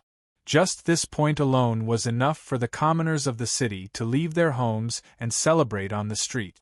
If one added in the fact that Yi Chen was marrying the great Han Empire's Princess De Qiao and Princess Changel's Princess Xiao Qiao, as well as the 7 consecutive days of free food and drink, the commoners of Luoyang were even less likely to stay at home. Time slowly passed. 2 hours later, when the sky was just beginning to brighten, Yi Chen finally led his procession to Yu of Beech's residence. After kicking the sedan door, receiving the bride, and bowing to the heavens and earth, Yi Chen finally brought De Qiao and Xiao Qiao to the rear residence. Of course, Yi Chen could not remain in the rear residence and enter the bridal chamber. After all, Yi Chen was today's main character. He still had to entertain guests. Although it was very troublesome, Yi Chen could not casually skip out on any of the steps. In the main hall of the front residence of Yu of Beech's residence, Yi Chen, who was seated at the head of the table, glanced at Zhang Li, who had been busying himself after arriving at Yu of Beech's residence, not treating himself as a guest at all. Yi Chen then curled his lips in disdain. This damned eunuch, if one did not look at his past and current goals, he would be a pretty good servant. Unfortunately, his intentions were not pure. In Yi Chen's residence of Yu of Beech's residence, Zhang Li's attitude was very humble, appearing very much like a servant. At first glance, there was nothing strange about it. After all, Zhang Li was a eunuch. But in reality, this was not the case. This was because Zhang Li had done all of this on purpose. His goal was to tell all of the guests attending Yi Chen's wedding one thing. Yi Chen, the great general of swift cavalry of the great Han Empire, was the only prince with a different surname. He was a staunch ally of the eunuchs. Otherwise, why would Zhang Li Zhang Chongshi work so hard? And why would Yi Chen, the great Han Empire's Yu of Beech, not mind being very busy? Of course, this also involved Zhang Li wanting to curry favor with Yi Chen. He wanted to continue to get closer to Yi Chen. However, no matter how much it involved, he did not tell all of the civil and military officials that Yi Chen is a staunch ally of the eunuchs. This was very important. Thinking of this, Yi Chen smiled coldly and then calmed down. At this moment, the servant outside Yu of Beech's residence suddenly straightened his neck and shouted, "Cavalry Commandant Chao Ningfu, Chao Mengde, congratulates Lord Yu of Beech on your wedding. Present 12 top-quality Eastern pearls, a pair of jade rui, a child-giving guanine, 12 boxes of top-quality silk, and 8 famous horses." When Yi Chen heard this, he could not help but raise his eyebrows. Chao Amon was indeed Chao Amon. His actions of getting closer to Yi Chen were faster than others. Just as Yi Chen thought of this, Zhang Li, who was standing in the front yard, suddenly curled his lips in disdain. He then looked at the eunuch beside him and said, "Go and receive His Majesty." Chapter 879. Yes, Lord Personal Attendant. The eunuch hastily bowed and went out to greet Chao Ningfu. Yi Chen couldn't help but raise an eyebrow at this. Chao Ningfu, who had always said that he would rather betray the world than have the world betray him, would endure or explode in the face of such unfair treatment. He would endure. Otherwise, he wouldn't be worthy of being called a formidable character. Just as Yi Chen thought of this, Guo Yi, who was acting as the housekeeper, suddenly looked at Yi Chen and bowed. "Master, should we have General Yunjing and General Yunzhang send some soldiers to the gate and the courtyard?" Yi Chen nodded and said, "Go." Tell them that if someone is unhappy and wants to cause trouble, they can stop them. If they don't accept it, they can beat them out. Zhang Li was a servant in Yi Chen's residence, busying himself here and there with impure motives. Yi Chen knew this, but Yi Chen didn't care. This was because no matter how busy Zhang Li was, no matter how much trouble he caused, the civil and military officials of the court would only see him as Lu Hong's representative and would never associate him with Yi Chen. However, while Yi Chen didn't care, the court would. This was because Zhang Li had a hostile relationship with most of the great Han officials. To be more precise, Zhang Li was the one who welcomed all the civil and military officials of the imperial court. Basically, all of them would have a bellyful of anger from Zhang Li. The minor officials didn't have much of a problem. They didn't have the ability and didn't dare to oppose Zhang Li, so they could only swallow their anger. But the higher officials were different. For example, Wang Yun, Lu Ji Yuan Kuang, and so on. Among them, the civil officials might only be able to talk back, but the generals might take action. Of course, the premise was that Zhang Li would deliberately humiliate the court. Although the chances of this happening weren't very high, Yi Chen still had to prepare in advance. After all, today was Yi Chen's wedding banquet. Yi Chen didn't want to see anyone cause trouble at his place. After hearing Yi Chen's words, Guo Yi nodded and then bowed to Yi Chen. Yes, my lord. After Guo Yi finished speaking, he left the hall. At this moment, Chao Ningfu was led to the entrance of the hall by a young eunuch. Wait here, I'll go and inform them. The young eunuch glanced at Chao Ningfu and said. Before Chao Ningfu could respond, the young eunuch went to the hall with a flattering face and bowed respectfully to Yi Chen. Sir Yu of Beach, Captain Chao Ningfu of the cavalry wishes to meet you. Let him in. Hearing this, Yi Chen nodded his head and said. When the little eunuch heard this, he hastily bowed and said, Yes, you Lord Beach. After the young eunuch finished speaking, he left the hall. Not long after, Chao Ningfu entered the hall. After glancing at Yi Chen, he directly bowed to Yi Chen and said, Chao Ningfu and Chao Mengda pay respects to you of Beach. Mengda, we haven't seen each other for a while. How have you been? Yi Chen asked with a smile after hearing Chao Ningfu's words. When Chao Ningfu heard this, he quickly bowed and said, Thank you for your concern, you of Beach. F***ck, my body is strong and I'm fine. When Yi Chen heard this, he glanced at Chao Ningfu and said, It's my honor to have Mengda here at King R's wedding banquet. Mengda, you must drink a few more cups at the banquet later. When Chao Ningfu heard this, he nodded with a smile, then bowed and said, Thank you. Yes, you of Beach. When Yi Chen heard this, he smiled and picked up the teacup on the table and took a sip. When Chao Ningfu saw this, he hastily bowed to Yi Chen and said, I'll take my leave. I'll take my leave for now. When Yi Chen heard this, he nodded. When Chao Ningfu saw this, he immediately turned and left the hall.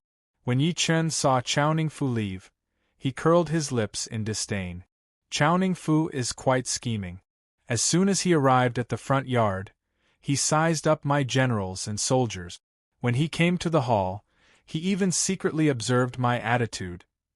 He's treating me as a formidable opponent. He wants to use the wedding banquet as an excuse to openly test my strength. What a good idea.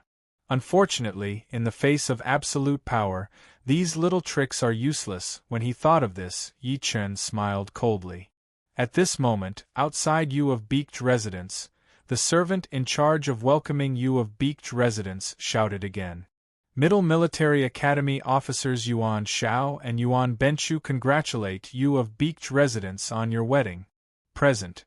A pair of jade qilins, 10 jade guanyin statues, 10 boxes of rare treasures, 100 boxes of top-quality silk, 10,000 premium war horses, and 10 famous horses. Bing Province Provincial Governor Ding Yuan and Ding Jianyang congratulate you of Beek's residence on your wedding. Present. 100 cat's eye stones, 10 pairs of jade rui scepters, a box of purple gold coins, 66 boxes of top-quality silk, and 100,000 premium warhorses. Administrator Wang Yun and Wang Zisher congratulate you of Beech residence on your wedding. Present: 100 ancient books, a pair of jade rui scepters, a set of jadeite exquisite chess, 10 famous paintings, and a set of the 4 treasures of the study. Northern Commander Lu Ji and Lu Zigan congratulate you of Beech residence on your wedding. Present: a pair of jade rui scepters and 2 boxes of top-quality silk. The servants' shouts rang out again and again. All the officials and generals of the imperial court arrived one after another. This time, Zhang Li didn't have the young eunuch welcome them. Instead, he did it himself. This was because the officials who came either held high positions or came from illustrious families. Most of them were worthy of Zhang Li's personal reception. Of course, there were some people who Zhang Li disliked, such as Lu Ji, that Zhang Li didn't welcome. Time slowly passed, and the King Yu's residence quickly became lively. The officials who came to participate in Yi Chen's wedding banquet exchanged greetings with each other. After that, they chatted about this and that. It was very lively. It didn't take long for all the officials to arrive and follow Zhang Li to the main hall to pay respects to Yi Chen. Yi Chen was the ghost king of the great Han dynasty. He was second only to one person and above tens of thousands of people. His status was noble, and his military achievements were valiant. Whether it was prestige, reputation, or status, they all far surpassed all the civil and military officials. It was precisely for this reason that none of the officials objected to paying respects to Yi Chen, this rising star. Even the great clans with several hundred years of history were no exception. For example, the Yuan clan of the 3 dukes of the 4th generation. Yu of Beech residence, main hall. All the officials and generals of the imperial court arrived at the main hall and bowed to Yi Chen. We pay respects to Lord Yu of Beech. Yi Chen chuckled and nodded, then he stood up and said, "Guests are guests. Today, we won't leave until we're drunk." "Yes, Lord Yu of Beech." The officials all bowed to Yi Chen. When Yi Chen heard this, he looked at Zhang Li, who, after leading the civil and military officials in, stood next to him like a servant. Without waiting for Yi Chen to speak, Zhang Li understood Yi Chen's meaning. He stepped forward and shouted in a sharp voice, "Let the banquet begin." Chapter 880. With Zhang Li's words, the officials and generals of the court sat down according to their respective positions. At the same time, the servants of Yu of Beech's residence began to move. Before long, the servants brought food and wine to the table in the main hall. Glancing at the 2 rows of officials, Yi Chen raised his cup and said, "Today, you are all honored to be here today. It's my honor to have all of you here today. Come, let's have a toast." "Yes, Lord Yu of Beech." The officials all raised their cups and bowed to Yi Chen. Hearing this, Yi Chen let out a faint smile and emptied the cup of wine in one gulp. When the civil and military officials saw this, they quickly followed suit and downed the wine in their cup. At this moment, Zhang Li bowed to Yi Chen and said, "Brother Yi, please forgive me. Lord Yu of Beech, this servant has brought some dancers from the palace. Should I invite them in to liven things up?" Yi Chen glanced at Zhang Li and said, "Yu of Beech's residence. Zhang Changshu is too kind." During the 3 Kingdoms period, there were always dancers at banquets to liven things up. Yi Chen naturally knew of this, but Yi Chen didn't have any dancers. Of course, even if Yi Chen did have dancers, he wouldn't have let them dance. But now that Zhang Li had told Yi Chen that he had brought some dancers from the palace, Yi Chen naturally wouldn't refuse. As soon as Yi Chen finished speaking, Zhang Li immediately smiled, then bowed and said, "This is this servant's duty." After Zhang Li finished speaking, he clapped his hands towards the door. Clap, clap. A eunuch hastily bowed and excused himself. Before long, a group of dancers and musicians entered the hall. As soon as the dancers and musicians entered the door, they hurriedly bowed to Yi Chen and said, Greetings, Lord Yu of Beach. Yi Chen nodded and said, Let's begin. Let's begin. Yes, Lord Yu of Beach. When the dancers and musicians heard this, they all bowed to Yi Chen. Then, the dancers stayed in the center of the hall while the musicians went to the corners of the hall. A few breaths later, music began to play and the dancers began to move. All the officials and generals cheered, Good! With the dancers to liven things up, the awkward atmosphere in the hall was greatly alleviated, and the atmosphere became lively. Time passed slowly. Halfway through the banquet, when Yi Chen thought that nothing would happen, Chowning Fu suddenly stood up, bowed to Yi Chen, and said loudly, Brother Yi, I'm sorry. Lord Yu of Beach, I have something to say, but I'm not sure if I should say it? Yi glanced at Chowning Fu's words, to speak to Beach Chow, and Beach to Beach speech Beach. When Chowning Fu heard Yi Chen's words, he bowed to Yi Chen and said, Thank you. Beach, I've heard that you of Beach have many generals under your command, and all of them are overlords. Would it be possible for you to give them a performance in the hall? Yi Chen narrowed his eyes at Chowning Fu's words, and a cold glint flashed across his eyes. This bastard Chowning Fu used Xiang Yu to describe my subordinate. Was he implying that my subordinates were all overlords and plotting a rebellion? Overlord was Xiang Yu's title. During the pre-Qin period, he was the best in the world. Using overlord to describe someone might seem like a compliment, but when one thought about Xiang Yu's status, one would know that it wasn't a compliment at all, but a mockery. That was because Xiang Yu was a traitor. Otherwise, why would Yi Chen's murderous intent instantly surge? No, insinuating that I'm plotting a rebellion was only one of Chowning Fu's goals. Another goal should be to test the strength of my generals. During the Golden Turban Rebellion, Chowning Fu had met Yi Chen before. At that time, the strength of the Reincarnation Immortal City's army could not be concealed, and the weakest among them was an emperor-level general. Although Chowning Fu had seen Yi Chen's generals, he couldn't judge the strength of Yi Chen's generals. This was obviously not the outcome that Chowning Fu, who had ulterior motives, wanted to see. The reason was very simple. The generals were the key to conquering a city or fighting on the battlefield. Because of this, Chowning Fu wanted to test the strength of Yi Chen's generals. Just as Yi Chen was thinking about this, Yuan Shao's eyes lit up when he heard Chowning Fu's words. He stood up and bowed to Yi Chen. Your Excellency Ghost King, in my humble opinion, if you only have dancers to liven things up, you'll have more femininity and less masculinity. You have to know that solitary yin does not grow, and solitary yang does not grow. If you only have dancers, it's inevitable that something will be missing. How dare you? Today is Lord King Yu's joyous occasion. Yet, you actually want to recklessly use your weapons. What are your intentions? The moment Yuan Shao's words left his mouth, Zhang Li, who was beside Yi Chen, suddenly opened his eyes and shouted sternly.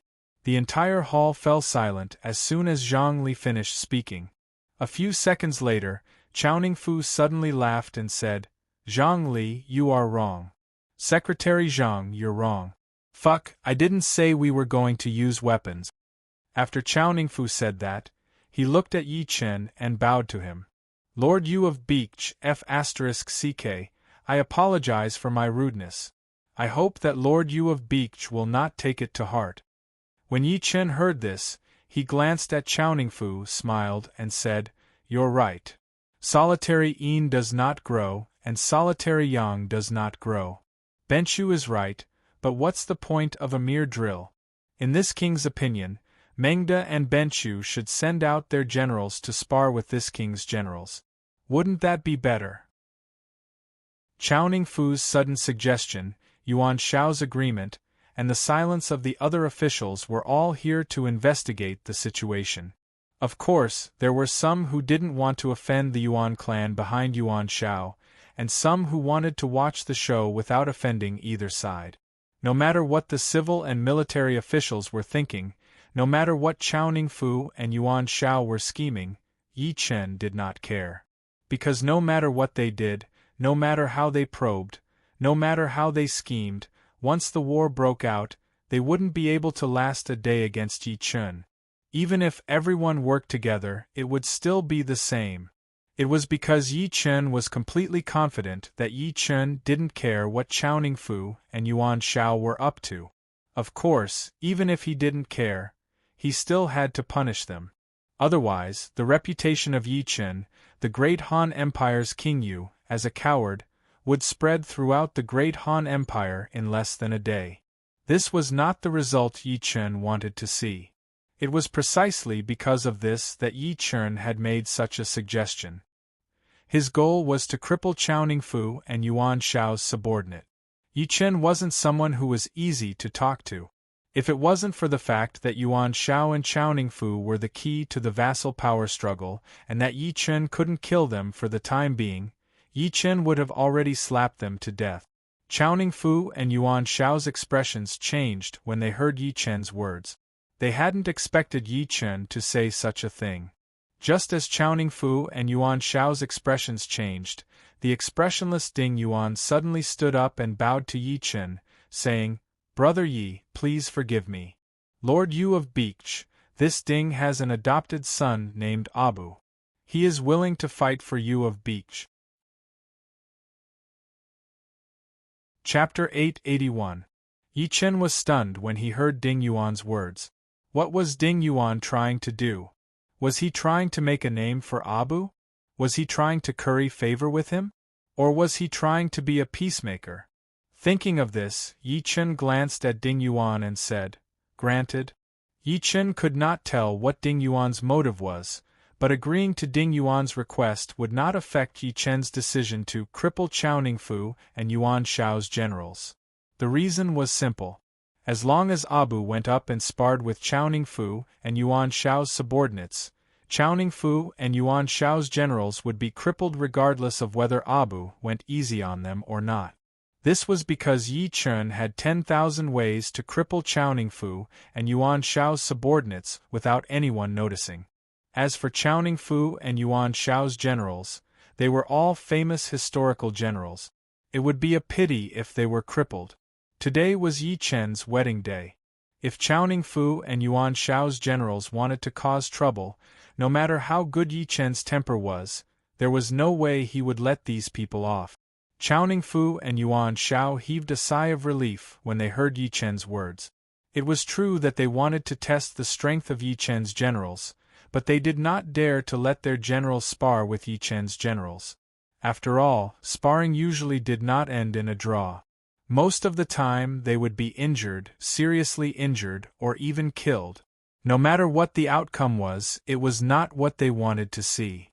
This was because if something happened to Yi Chun's generals, they would offend Yi Chun to the extreme. And if their generals were injured or killed, they would suffer heavy losses. It was because of this that they were unwilling to let their subordinates spar with Yi Chun's subordinate. Just as Chao Ningfu and Yuan Shao heaved a sigh of relief, Ding Yuan bowed to Yi Chun and said loudly, "Yes, you Lord Beech." After Ding Yuan finished speaking, he immediately left the hall. Not long after, he walked in with a tall and sturdy-looking general. As soon as he entered, Ding Yuan bowed to Yi Chun and said, "You Lord Beech, this man is my adopted son. His surname is Lu and his name is Bu. His courtesy name is Fengxian." As soon as Ding Yuan finished speaking, Abu turned to Yi Chun and cupped his fist. Then he bowed and said loudly, "Wuyuan Prefecture, Abu Lu Fengxian pays his respects to the great general of agile cavalry." Abe's voice was loud and clear. His imposing manner instantly attracted the attention of Chao Ningfu, Yuan Shao, and the others. Yi Chun glanced at Chao Ningfu and Yuan Shao, then looked at Abe. He nodded with a smile and said, "That's right. Jianyang, Ding Yuan, also known as Jianyang, has been guarding Bing province all year round, fighting against foreign tribes." This prince had long guessed that Jianyang must have fierce soldiers under his command. Only after seeing Fengxian today did I realize how short-sighted I was back then. When Yi Chun said this, Abe's eyes suddenly lit up. His body trembled, and a fierce and violent aura was instantly released. Seeing this, Yi Chen laughed and then shouted, "What an impressive abbé! If you weren't Jianyang's adopted son, this prince would definitely have taken you under my wing." Hearing this, Abu's eyes lit up. It was clear that Abe not only liked Yi Chen's words, but he also wanted to follow Yi Chen. Otherwise, Abe would not have acted like this. But would Yi Chen really take Abe under his wing? Of course not. Just the fact that Chan Wan had become Yi Chen's woman meant that Yi Chen would not take Abe under his wing. And if you added on the fact that Abe was capricious, Yi Chen would not take Abe under his wing. As for Yi Chen's praise of Abe, it was nothing more than pleasantries, or perhaps it was done on purpose. As for his goal, it was to incite Abe's fighting spirit. Yi Chen could not help but raise his eyebrows when he saw Abu's excited expression. Then, he shouted, "Feng Xian, are you willing to fight for this prince and spar with Chao Mingde and Yuan Benchu's subordinates?" "This general is willing." Abe trembled, then got down on one knee and loudly bowed. Hearing this, Yi Chen nodded in satisfaction. He then looked at Chao Ningfu and Yuan Shao. "Quickly send someone to fight." "Yes. You Lord Beach." When Chao Ningfu and Yuan Shao heard Yi Chen's words, they glanced at each other, then bowed to Yi Chen. At this moment, Chao Ningfu and Yuan Shao felt sullen, and it was a sullen feeling that could not be dispelled. But no matter how sullen they felt, they could not refuse Yi Chen.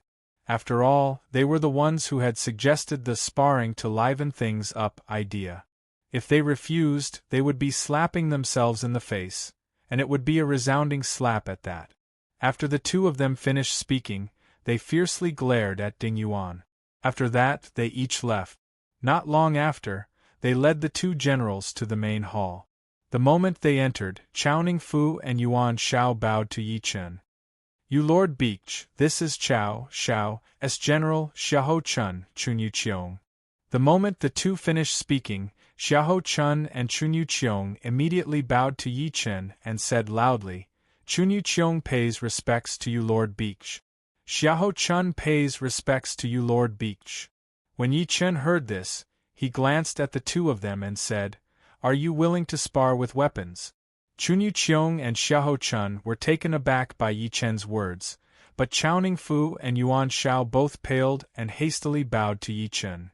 You Lord Beach, you must not." Weapons had no eyes, and a single move could easily draw blood. If this happened, who knew if Yi Chen would seize the opportunity to make things difficult for them? Chao Ningfu and Yuan Shao were no fools. They could see the anger hidden beneath Yi Chen's calm expression. They did not want Yi Chen to seize the opportunity to flip out. Why not?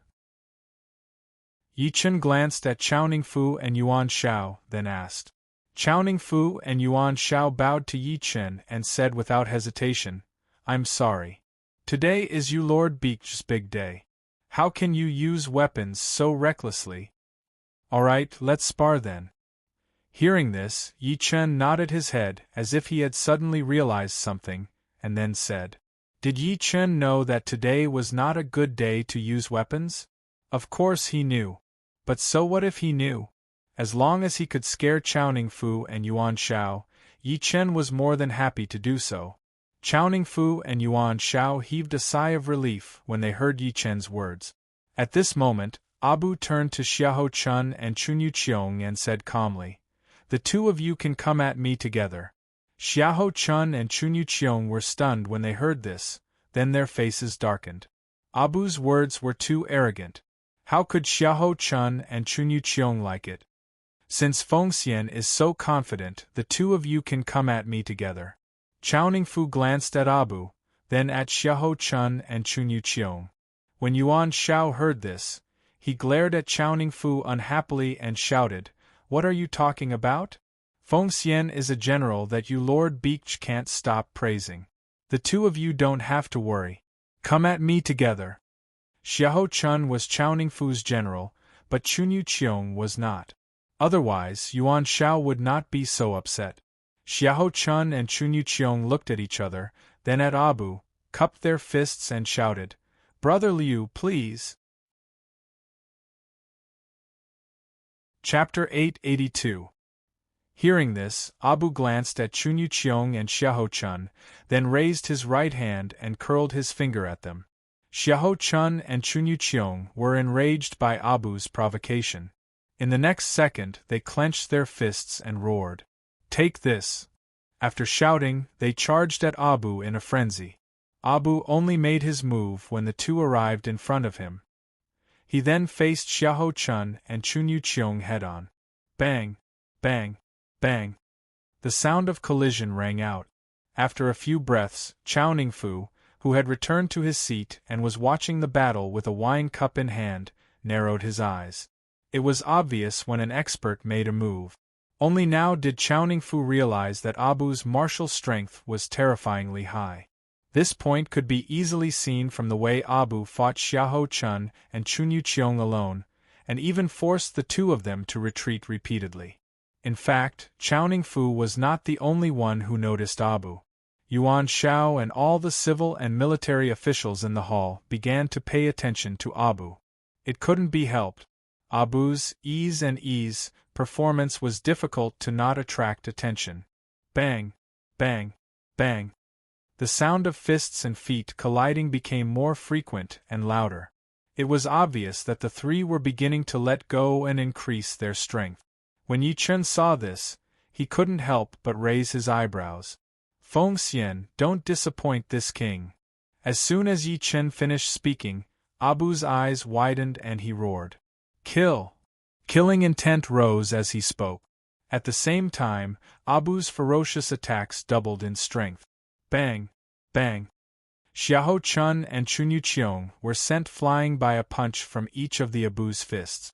When Yi Chen saw this, with a thought, two invisible wind needles instantly appeared and pierced into Xiahou Chun's and Chunyu Cheong's right arms. At this moment, Xiahou Chun and Chunyu Cheong both let out a muffled groan. Bang! Bang! Xiahou Chun and Chunyu Cheong landed on the ground and grabbed their right arms at the same time. If a doctor were to examine Xiahou Chun and Chunyu Cheong, he would discover that the meridians in their right arms were completely shattered. To be more precise, the right arms of the first-rate historical general Xiahou Chun and the first-rate historical general Chunyu Cheong were crippled. Just as Xiahou Chun and Chunyu Cheong grabbed their right arms with their left hands, a layer of cold sweat involuntarily appeared on their forehead. Then, with a schwa sound, their complexions turned incomparably pale. Ding Yuan, who had been spectating the duel, was startled upon seeing this. Clearly, injuring Chunyu Cheong and Xiahou Chun was not Ding Yuan's original intention.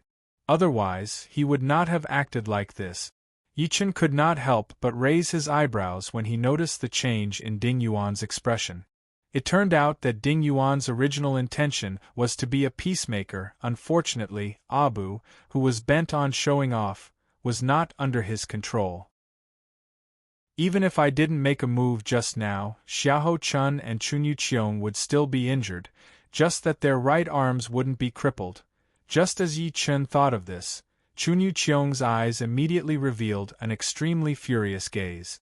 Then she turned to Abu and sternly shouted, "You! Not satisfied? You can come again." Abu sneered and shouted when he heard this. The moment Abu's words fell, Yuan Shao immediately frowned and shouted at Chunyu Cheong, "You good-for-nothing, back off!" "Yes, my lord." Chunyu Cheong's expression changed when she heard this. Then, she gritted her teeth and bowed. Then, she left the hall. "Xiaochou?" Chao Ningfu glanced at the departing Chunyu Cheong, then turned to Xiahou Chun and asked. When Xiahou Chun heard this, he tried hard to suppress the anger that was about to erupt. Then, he stood up while holding his right arm and bowed to Chao Ningfu. "My lord Chun is incompetent. I have embarrassed you." Chao Ningfu heaved a sigh of relief when he heard Xiahou Chun's calm words.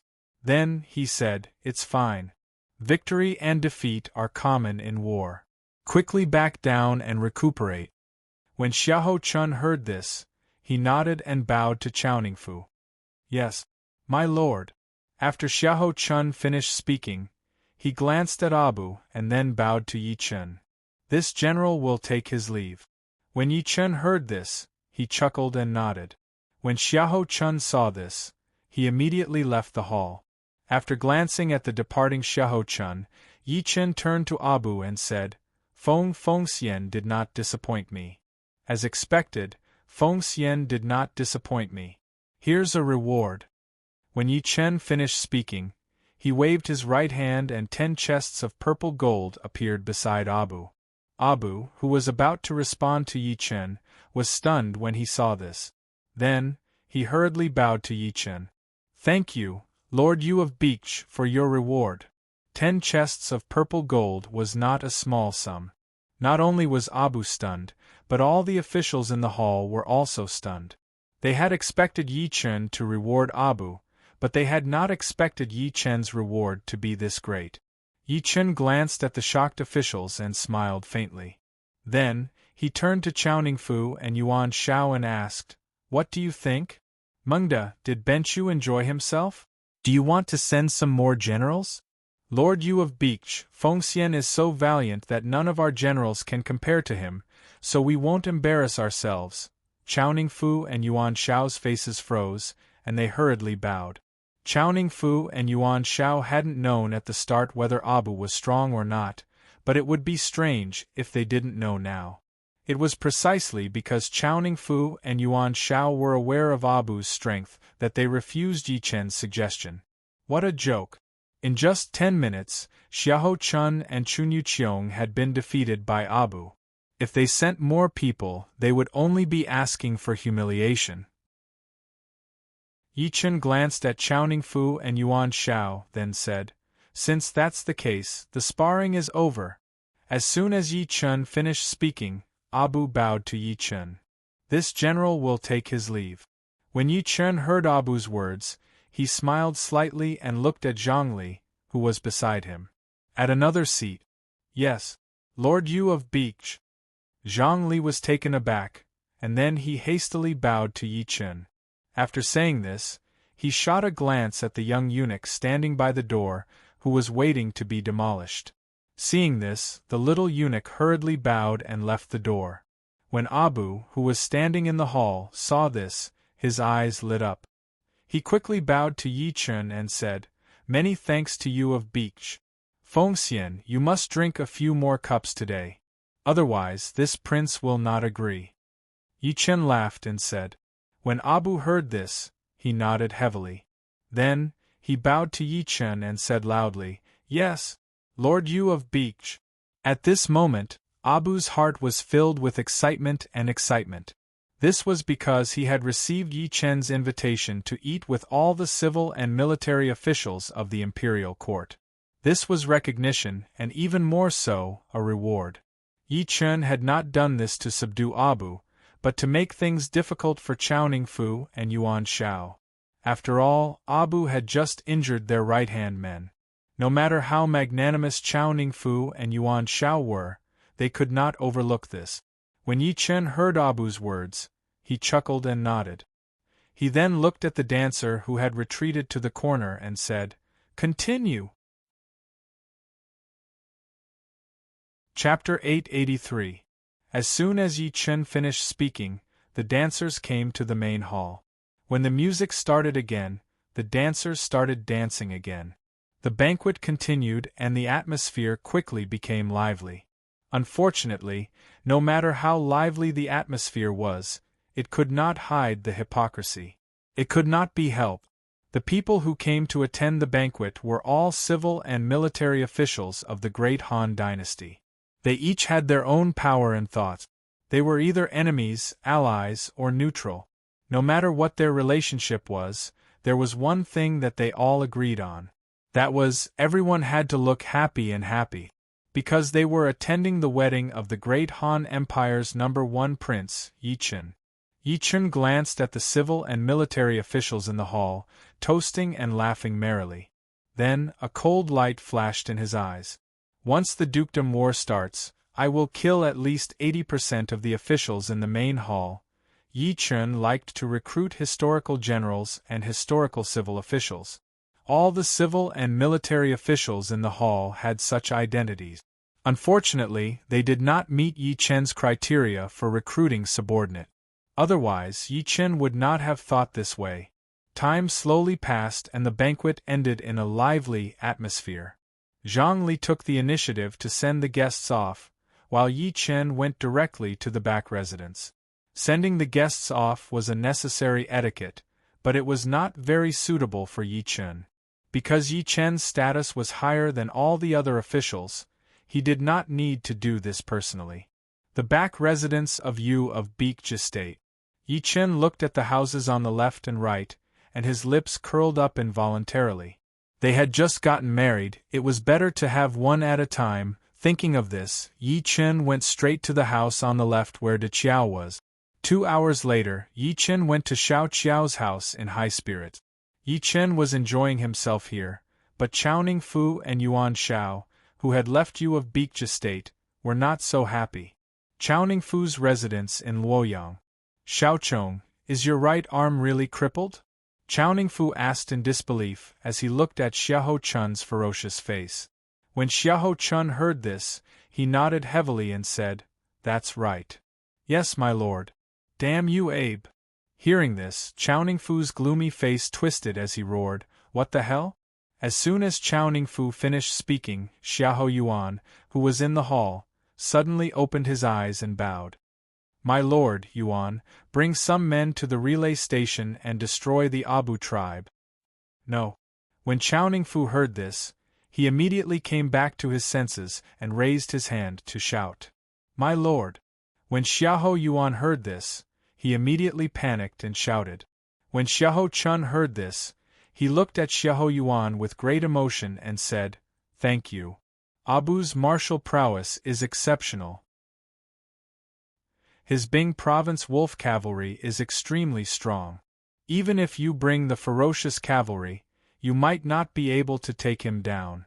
At this moment, Chao Ningfu suddenly looked at Xiahou Chun and asked, "Xiaochong, can you trust me?"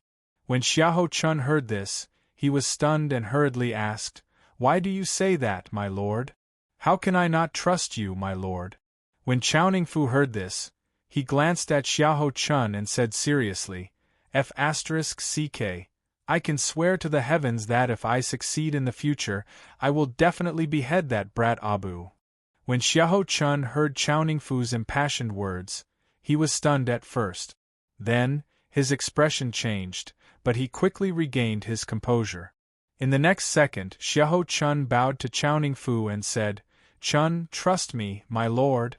At first glance, Chao Ningfu seemed to be avenging Xiahou Chun, but in reality, there was another layer of meaning. To be precise, Chao Ningfu had the intention of recruiting Abu. Otherwise, Chao Ningfu wouldn't have said that he would behead Abu if he succeeded in the future. It was also because Xiahou Chun understood the meaning behind Chao Ningfu's words that his expression changed drastically. This was something that couldn't be helped. Anyone who realized that someone close to them wanted to recruit their enemy and not avenge them would be happy. Of course, if Xiahou Chun wasn't loyal to Chao Ningfu and was Chao Ningfu's younger brother, Xiahou Chun would have fallen out with him long ago. In Yuan Xiao's courtyard in Luoyang. After hearing Chunyu Qiong's report, Yuan Xiao's expression darkened, and he frowned and shouted, "You said your arm is crippled?" When Chunyu Qiong heard this, she nodded with a ferocious expression, then bowed and said, "Reporting to my lord, I have already found many doctors to examine it." "It is indeed so." After hearing Chunyu Qiong's confirmation, Yuan Xiao's expression darkened again, and he shouted angrily, "Trash! You can't even withstand a few moves and your arm was crippled. What use do I have for you?" When Chunyu Qiong heard this, she was stunned. Then, she looked at Yuan Xiao in disbelief and shouted, "My lord!" Before Chunyu Qiong could finish, she was interrupted by Yuan Xiao. Scram! 2 places, 2 lords, 2 attitude. If players saw this scene, they would definitely curse Yuan Xiao for being shameless and Chao Ningfu for being treacherous. Then, they would take the opportunity to recruit Chunyu Qiong and Xiahou Chun. After all, Chao Fu and Yuan Shao's actions had hurt Xiahou Chun and Chunyu Qiong's hearts. In the backyard of Yu of Beech's residence, after spending 2 hours in Xiao Qiao's room, Yi Chen brought the blushing De Qiao and Xiao Qiao back to the reincarnation immortal city. The World War was about to begin, and Yi Chen didn't want to leave De Qiao and Xiao Qiao in Luoyang. After Yi Chen settled Big Qiao and Little Qiao down, he passed on the cultivation techniques that Zhao Yu, Chan Wan, and the other girls had learned to Big Qiao and Little Qiao. Then, he gave the 2 girls a magic treasure sword each and a storage ring each. As for cultivation resources, such as supreme-grade spiritual stones, Yi Chen also prepared a set for De Qiao and Xiao Qiao. Of course, Yi Chen didn't neglect the Tao comprehension tea that could increase one's life and the creation qi in the cauldron of heaven and earth that could improve one's constitution. After settling De Qiao and Xiao Qiao's matters, Yi Chen finally brought all of his subordinates back to the reincarnation immortal city. In the main hall of the city lord's residence in the reincarnation immortal city, Yi Chen glanced at his subordinates, who had taken their seats, and asked, "What are you doing? Are you all ready?" "We're always ready." Zhao Yun, Dian Xiong, Guo Yi, Guan Er, Gao Shun, Zhang San, Li Yuanba, Zhang Liao, and the other generals and officials stood up and bowed to Yi Chen. When Yi Chen heard this, he nodded in satisfaction and said, "That's right. Pass down my order. Rest well tonight. Tomorrow morning, the reincarnation immortal city will officially set off for the overseas expedition." "Yes, my lord." Guan Er, Dian Xiong, Guo Yi, Guan Er, Gao Shun, Zhang San, Li Yuanba, and the others' eyes lit up when they heard this. Then, they bowed and said loudly. Yi Chen nodded with a smile. Then, with a thought, the space in front of him distorted instantly. After taking a look at the distorted space, Yi Chen stepped into it and disappeared. Chapter 884. Luoyang Yu of Beech's residence. Space suddenly distorted. Then Yi Chen, who had left for a while, stepped out and appeared here. These maids were obedient and did not come over on their own. Otherwise, it would have been chaotic when Yi Chen entered the bridal chamber. He did not let the maids serve him in the back because he wanted to bring Big Qiao and Little Qiao back to reincarnation immortal city. If the maids did not listen to Yi Chen's orders and secretly came over to check, they would definitely discover that Yi Chen, Big Qiao, and Little Qiao were not there. Then, it would be lively. It could not be helped. The great Han Empire's first prince and 2 princesses had mysteriously disappeared on their wedding night. It was hard not to cause a stir. These maids were very obedient. He could get them to reincarnation immortal city. But now, he had to make a trip to Zhang Li's residence and ask him to explain to Lu Hong why Big Qiao and Little Qiao were not allowed to return in 3 days. Returning to one's home was a marriage custom since ancient times. It was also known as returning to one's parents after 3 days of marriage. Yi Chen did not have time to wait for 3 days. The World War would start tomorrow.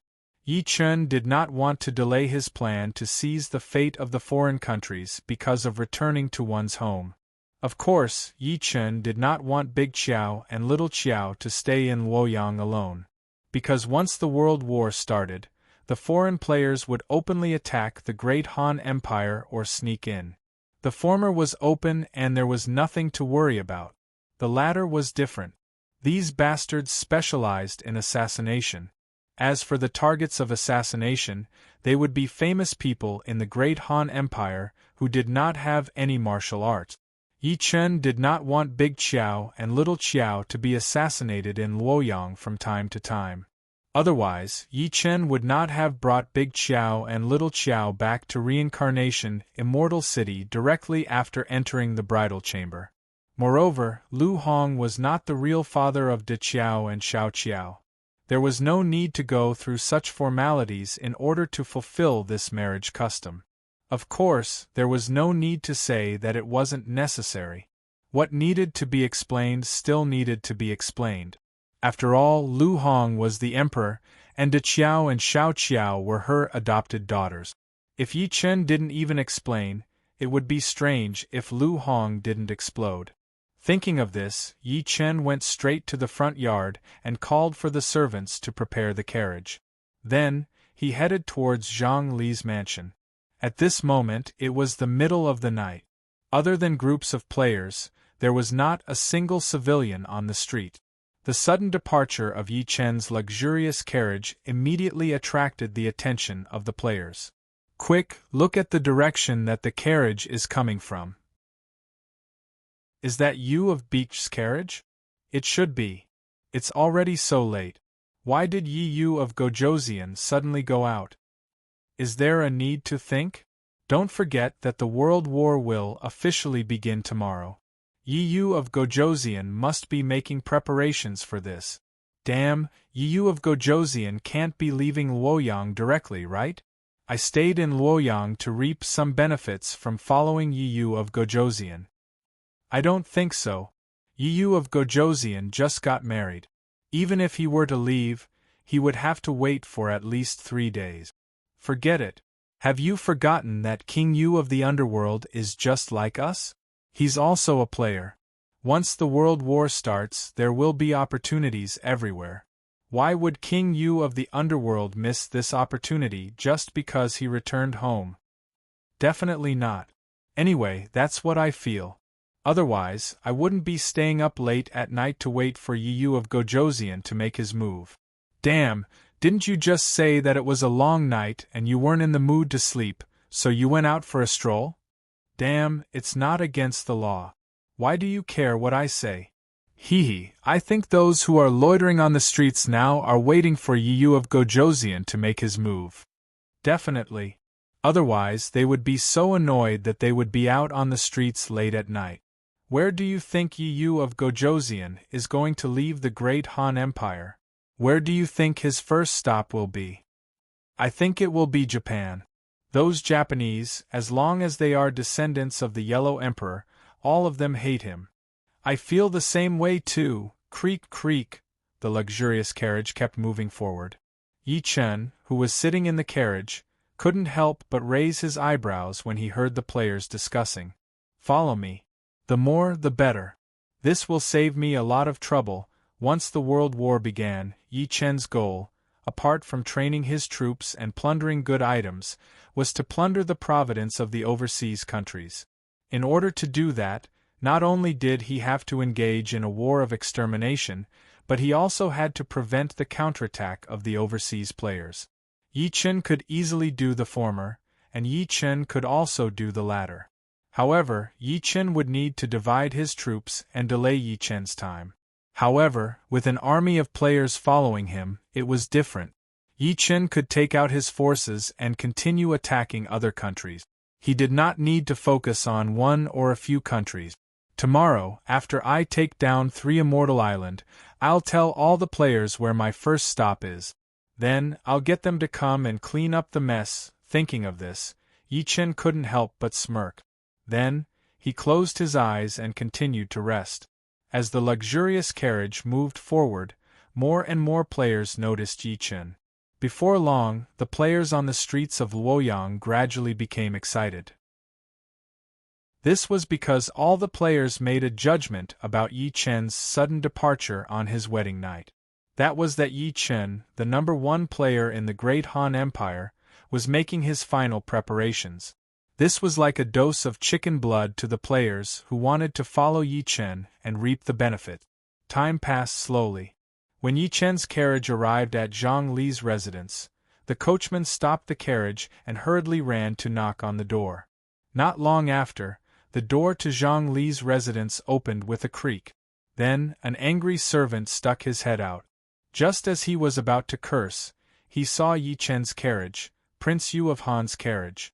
At this moment, the angry servant swallowed the words he wanted to say and put on an incomparably flattering smile.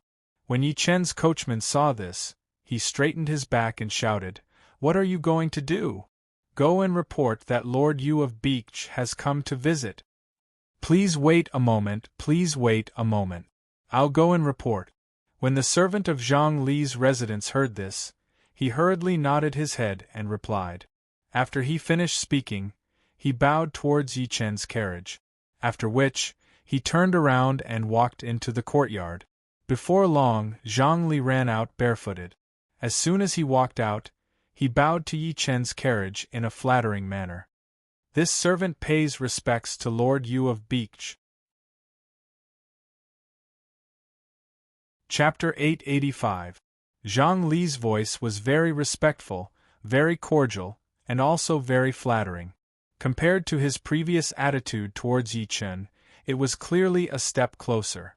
The reason for Zhang Li's cordial attitude was that Yi Chen had unhesitatingly agreed to let Zhang Li host the wedding banquet and even allowed Zhang Li to stay by his side and serve him.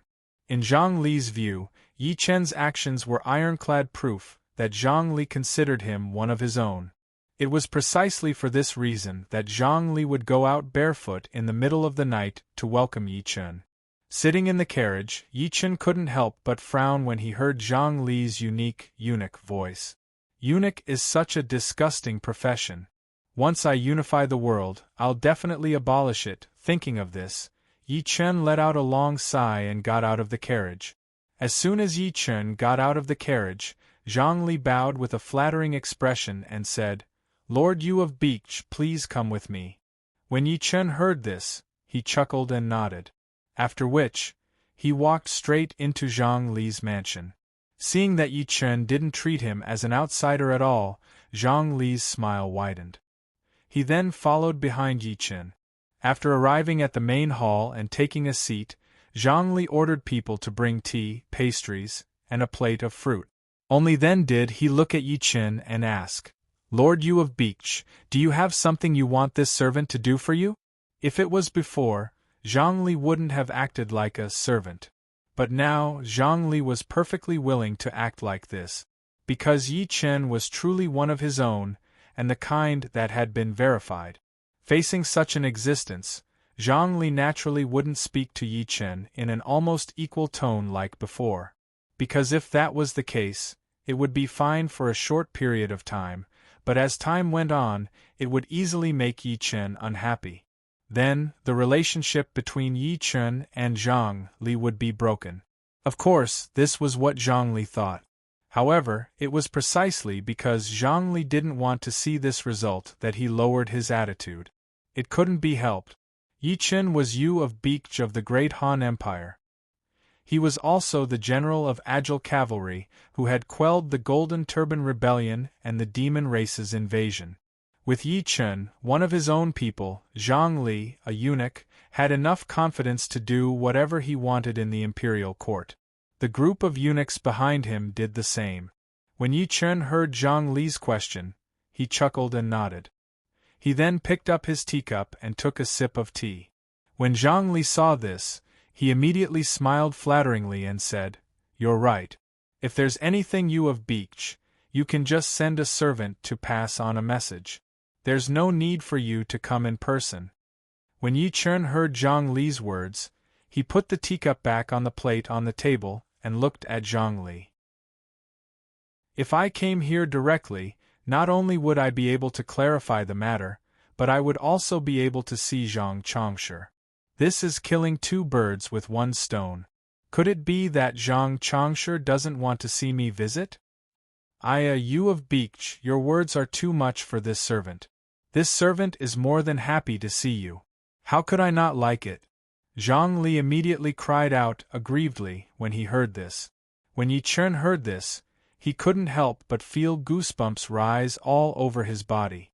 Damn it, the lethality of this damned eunuch is really not to be trifled with. When he thought of this, Yi Chen forcibly resisted the urge to slap Zhang Li. He then looked at Zhang Li with a smile and said, "Zhang Changshi, I'm just joking. You can't take it seriously." When Yi Chen finished speaking, Zhang Li immediately gave Yi Chen a resentful look, which made Yi Chen want to slap him again. After suppressing the urge to slap Zhang Li again, Yi Chen laughed and said, "Haha, Zhang Li, you're a genius. Zhang Changshi, I don't have much time left. I have no choice but to come here this time.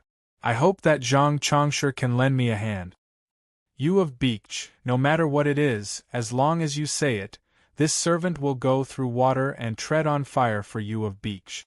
When Zhongli heard this, he was slightly stunned and then said seriously. When Yi Chen heard this, his expression suddenly became serious and he said, Just now, I received a secret report that the border barrier has been loosening for more than half a month. It is estimated that the border barrier will disappear tomorrow. At that time, the barbarian country will definitely invade my great Han dynasty. Therefore, I must immediately set off for Yuzhou and guard the border. What? When Zhongli heard this, he was stunned and then shouted in shock. Zhongli was a native of the Three Kingdoms Novice region. This was true, but he knew about the border barrier. In Yi Chen's previous life, when the border barrier disappeared, the emperor of the Great Han Empire, Lu Hong, issued an imperial edict because of the disappearance of the border barrier. If Yi Chen didn't know about this, he wouldn't have used this as an excuse to ask Zhongli for help.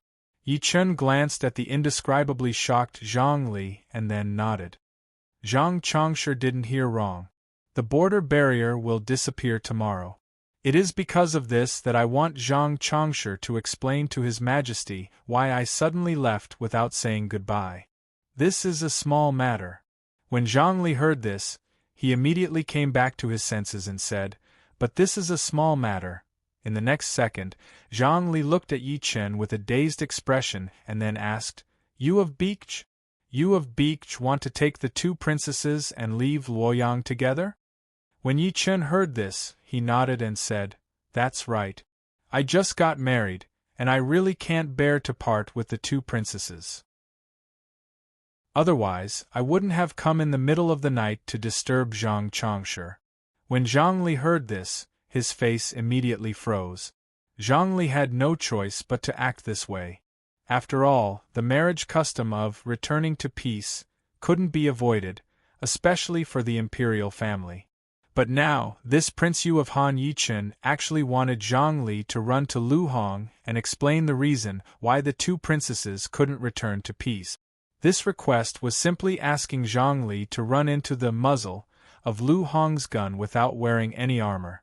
Yi Chen glanced at the dumbfounded Zhongli and said, Zhang Changsha, I know this is a bit excessive, but I really can't bear to part with the two princesses. Please help Zhang Changsha. When Zhongli heard this, he looked resentfully at Yi Chen. At this moment, Yi Chen waved his right hand and 200 chests of purple gold coins and 200 chests of rare treasures instantly appeared in the courtyard of Zhang Li's residence. When Zhang Li saw this, he was stunned for a moment before his eyes suddenly lit up. In the next second, Zhang Li directly bowed to Yi Chen. Rest assured, Lord Yu of Beech, leave this matter to this servant. Chapter 886. After hearing Zhang Li's words, Yi Chen chuckled and nodded his head. He then said, In that case, I'll have to trouble Zhang Changsha. What Yi Chen wanted Zhang Li to do was actually to make things difficult for Zhang Li. Otherwise, Zhang Li would not have stiffened after hearing Yi Chen's word. Of course, nothing in this world was difficult for those who set their mind to it. If he wanted to settle things with Zhang Li, Yi Chen only needed to take out enough bargaining chip. At this moment, money was the bargaining chip. And the result was obvious, success. As for whether or not Zhang Li could successfully persuade Lu Hong, Yi Chen was not worried at all. This was because a portion of the money that Yi Chen took out would definitely end up in Lu Hong's hands. In addition, the borders of the country are open, and the borders are unstable. We urgently need generals to guard the borders. Lu Hong would not be angry at Yi Chen not bringing Princess Zhaoyang Daqiao and Princess Changle Xiaoqiao back to the country. Nor would he blame Yi Chen. After all, what Yi Chen had displayed was loyalty to the country and deep affection for his wife. The former showed that Yi Chen was a loyal subject, while the latter showed that Yi Chen was a good son-in-law. Regardless of which, Lu Hong would be happy to see. As a result, Yi Chen was not worried that this plan would fail and cause Lu Hong to be dissatisfied or even angry. As soon as Yi Chen finished speaking, Zhang Li immediately bowed incomparably flatteringly and said, "Lord Yu of Beech, rest assured. This servant will definitely not disappoint you. Since that is the case, this prince will take his leave." Hearing this, Yi Chen chuckled and nodded before speaking. Hearing this, Zhang Li hastily got up and said, "This servant will see you of Beech out." When Yi Chen heard this, he chuckled and nodded. Then, he got up and walked out. After arriving at the main street, Yi Chen glanced at the players watching from afar. He then boarded a horse carriage and headed towards Yu of Beech's mansion. Zhang Li, who had just come out to send Yi Chen off, saw this and immediately bowed towards the carriage in which Yi Chen was leaving. "Farewell, Lord Yu of Beech." Zhang Li's humble and abnormal behavior instantly attracted the attention of the players on the street. Damn, why is Zhang Li so respectful towards Yi Yu of Gojoseon? Isn't he very awesome? He doesn't even care about He Jin? Don't forget who it is that made Zhang Li so respectful. Yi Yu of Gojoseon is Yi Yu of Gojoseon. What is impossible for others is a piece of cake for Yi Yu of Gojoseon. Don't talk nonsense. Let's hurry up and follow. I feel that Yi Yu of Gojoseon is about to take action. Otherwise, he wouldn't have specially gone out to look for that damned eunuch Zhang Li on his wedding night. That's what I feel too. As long as we can follow Yi Yu of Gojoseon, I guarantee that we will reap great benefits this time. Nonsense. If it's not like that, who would be out on the streets in the middle of the night to feel the cold wind? Sigh, it's a pity that Yi Yu of Gojoseon didn't say which kingdom he would attack first. Otherwise, we wouldn't have to wait in the middle of the night. That's right. But it's okay to suffer a little. Anyway, we'll reap the benefits very soon. That's right. Killing foreign players gives EXP. Just this point alone is worth it. Moreover, Yi Yu of Gojoseon will discard a lot of equipment and skills that he doesn't care about. That's right. During the Golden Turban Rebellion, many people relied on picking up trash behind Yi Yu of Gojoseon to become rich. The players chatted and followed Yi Chen's carriage to Yu of Beech's residence. Yi Chen, who was sitting in the carriage, couldn't help but raise his eyebrows when he noticed the players' actions. Not bad, not bad. Follow them. The more, the better. Thinking of this, Yi Chen couldn't help but smirk. Time passed slowly. When Yi Chen returned to Yu of Beech's residence, he gathered all the maidservants in Yu of Beech's residence and brought them back to Reincarnation, Immortal City.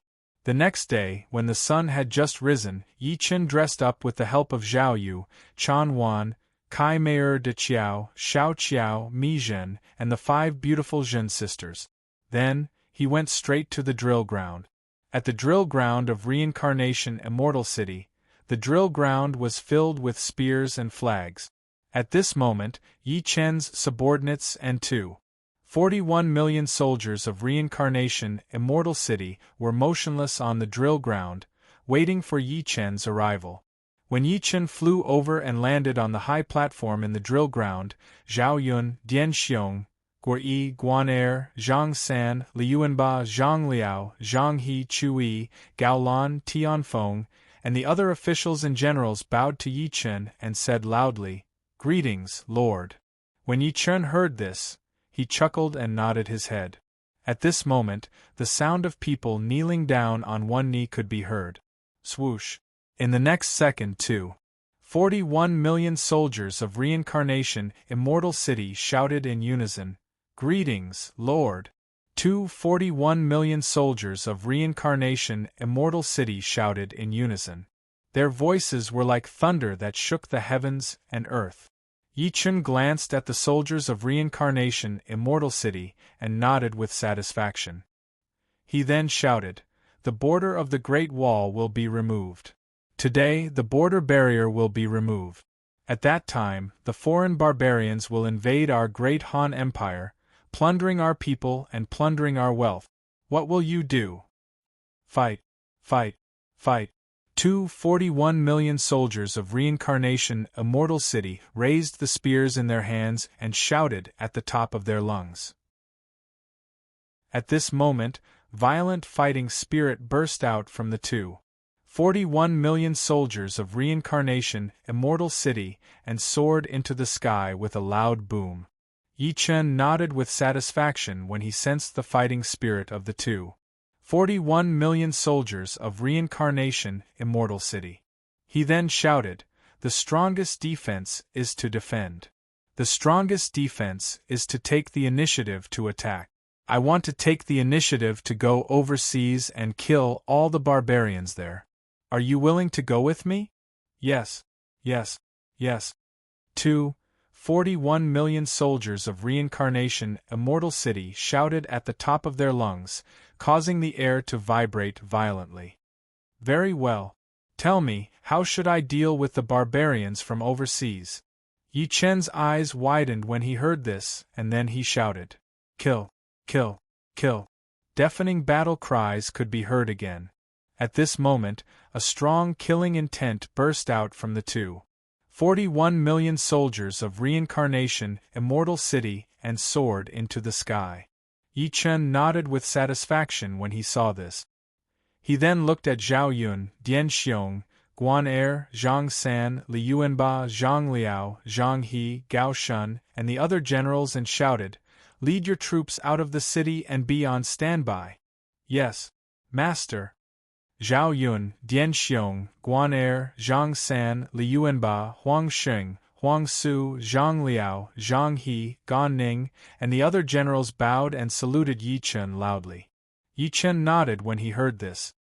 He then looked at Guo Yi Tianfeng, Chen Gong, Jia Su, and Pang Tong and shouted, "You will be the military advisors of reincarnation immortal city."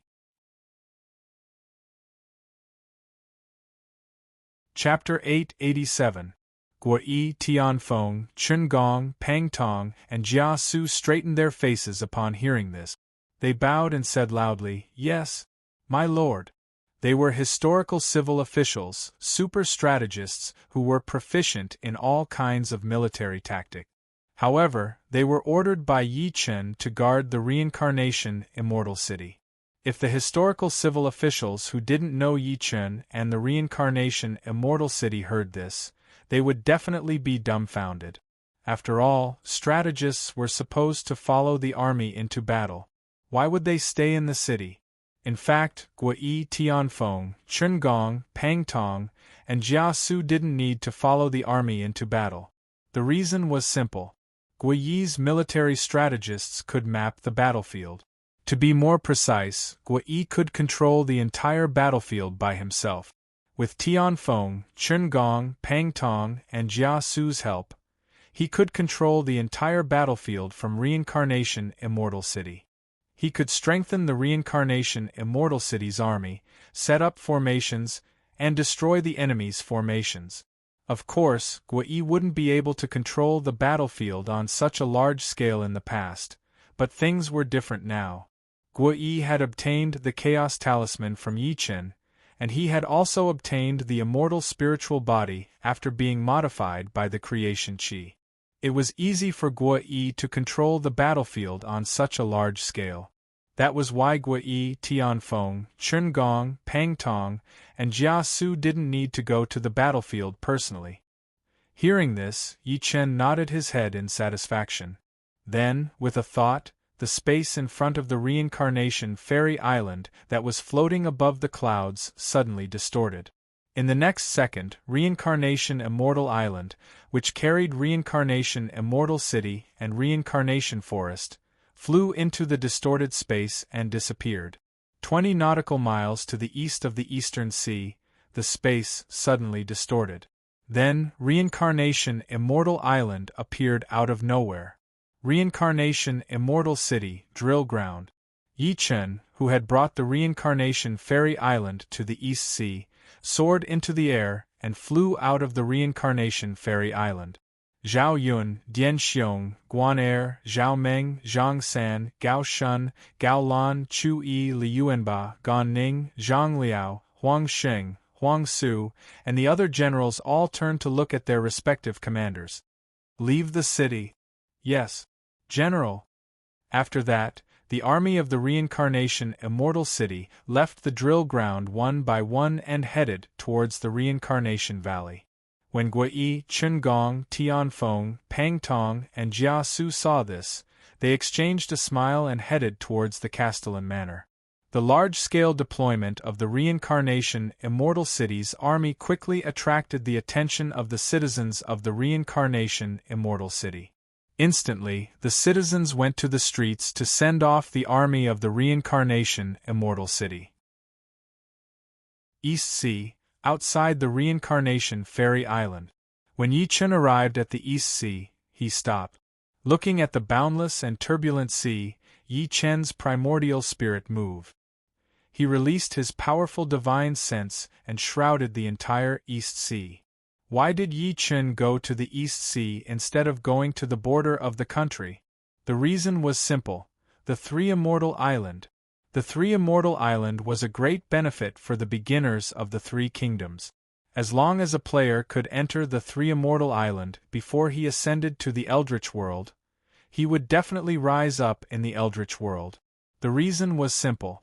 The Three Immortal Island had a large number of heavenly treasures that could improve one's innate ability and speed up one's cultivation. That was why Yi Chen had set the Three Immortal Island as his target after he was reborn. However, the Three Immortal Island was hidden in the East Sea. Without a powerful divine sense, one would not be able to find it. Otherwise, there would not have been a situation in Yi Chen's previous life where all the players ascended to the Eldritch World, but no one entered the Three Immortal Island. Of course, that was not important. What was important was that Yi Chen's divine sense had reached the level of an Earth Immortal. He could easily find the hidden Three Immortal Island. That was why Yi Chen came here before the border of the country was completely opened. After a few breaths, Yi Chen opened his eyes. Found it. Thinking of this, Yi Chen moved his mind and the space in front of him instantly distorted. Looking at the distorted space, Yi Chen stepped into it and disappeared. In the depths of the East Sea, the space suddenly distorted. Then, Yi Chen stepped out and appeared here. Yi Chen's lips curled up when he saw that there was no abnormality on the surface of the sea. In his previous life, so many people went to the sea but could not find the Three Immortal Island. Now, it belongs to me. Thinking of this, Yi Chen raised his right hand and slapped the sea. Boom! The air instantly exploded. Then, a giant palm that covered the sky appeared out of thin air and slapped the sea. In the next second, there was a series of earth-shaking buzzing sounds. Buzz, buzz, buzz. 1,000 meters above the sea level, as the giant palm descended, a translucent light shield appeared. The buzzing sounds came from the translucent light shield. Buzz, buzz, buzz. The buzzing sounds continued, tenaciously resisting the bombardment of the giant palm. In the sky, Yi Chen, who saw this scene, snorted coldly. Then, he raised his right hand and slapped the light shield again. Boom! The air exploded again. Then, a giant palm that covered the sky appeared again and slapped the translucent light shield violently. The moment the second giant palm hit the translucent light shield, there was a sound like glass shattering. Walla, walla, walla! The translucent light barrier shattered. Then, 3 huge islands surrounded by immortal chi that were not far away from each other instantly appeared above the originally empty sea. Seeing this, Yi Chen could not help but raise his eyebrows. The Three Immortal Island appeared. Just as Yi Chen thought of this, a world announcement suddenly sounded. Ding! The special treasure land, Three Immortal Island, has been opened by player Yi Chen. All players can go there to search for treasures. The location is the East Sea. The world announcement was repeated 3 times in a row, instantly causing an uproar in the world channel. Damn! Damn! What's going on? Yi Chen did not go to the border but went to the East Sea to search for treasures? Damn, that's not important. What's important is that Yi Chen found the Three Immortal Island and opened it. Damn, what does the Three Immortal Island do? Can someone explain to me? Are you stupid? The Three Immortal Island has the word immortal in it. Can it be simple? Damn, what are you waiting for? Go and snatch it. Damn. Hurry up and go there now. You can still get some good stuff. Idiot, if you want to snatch it, go ahead. Don't you know who opened the Three Immortal Island?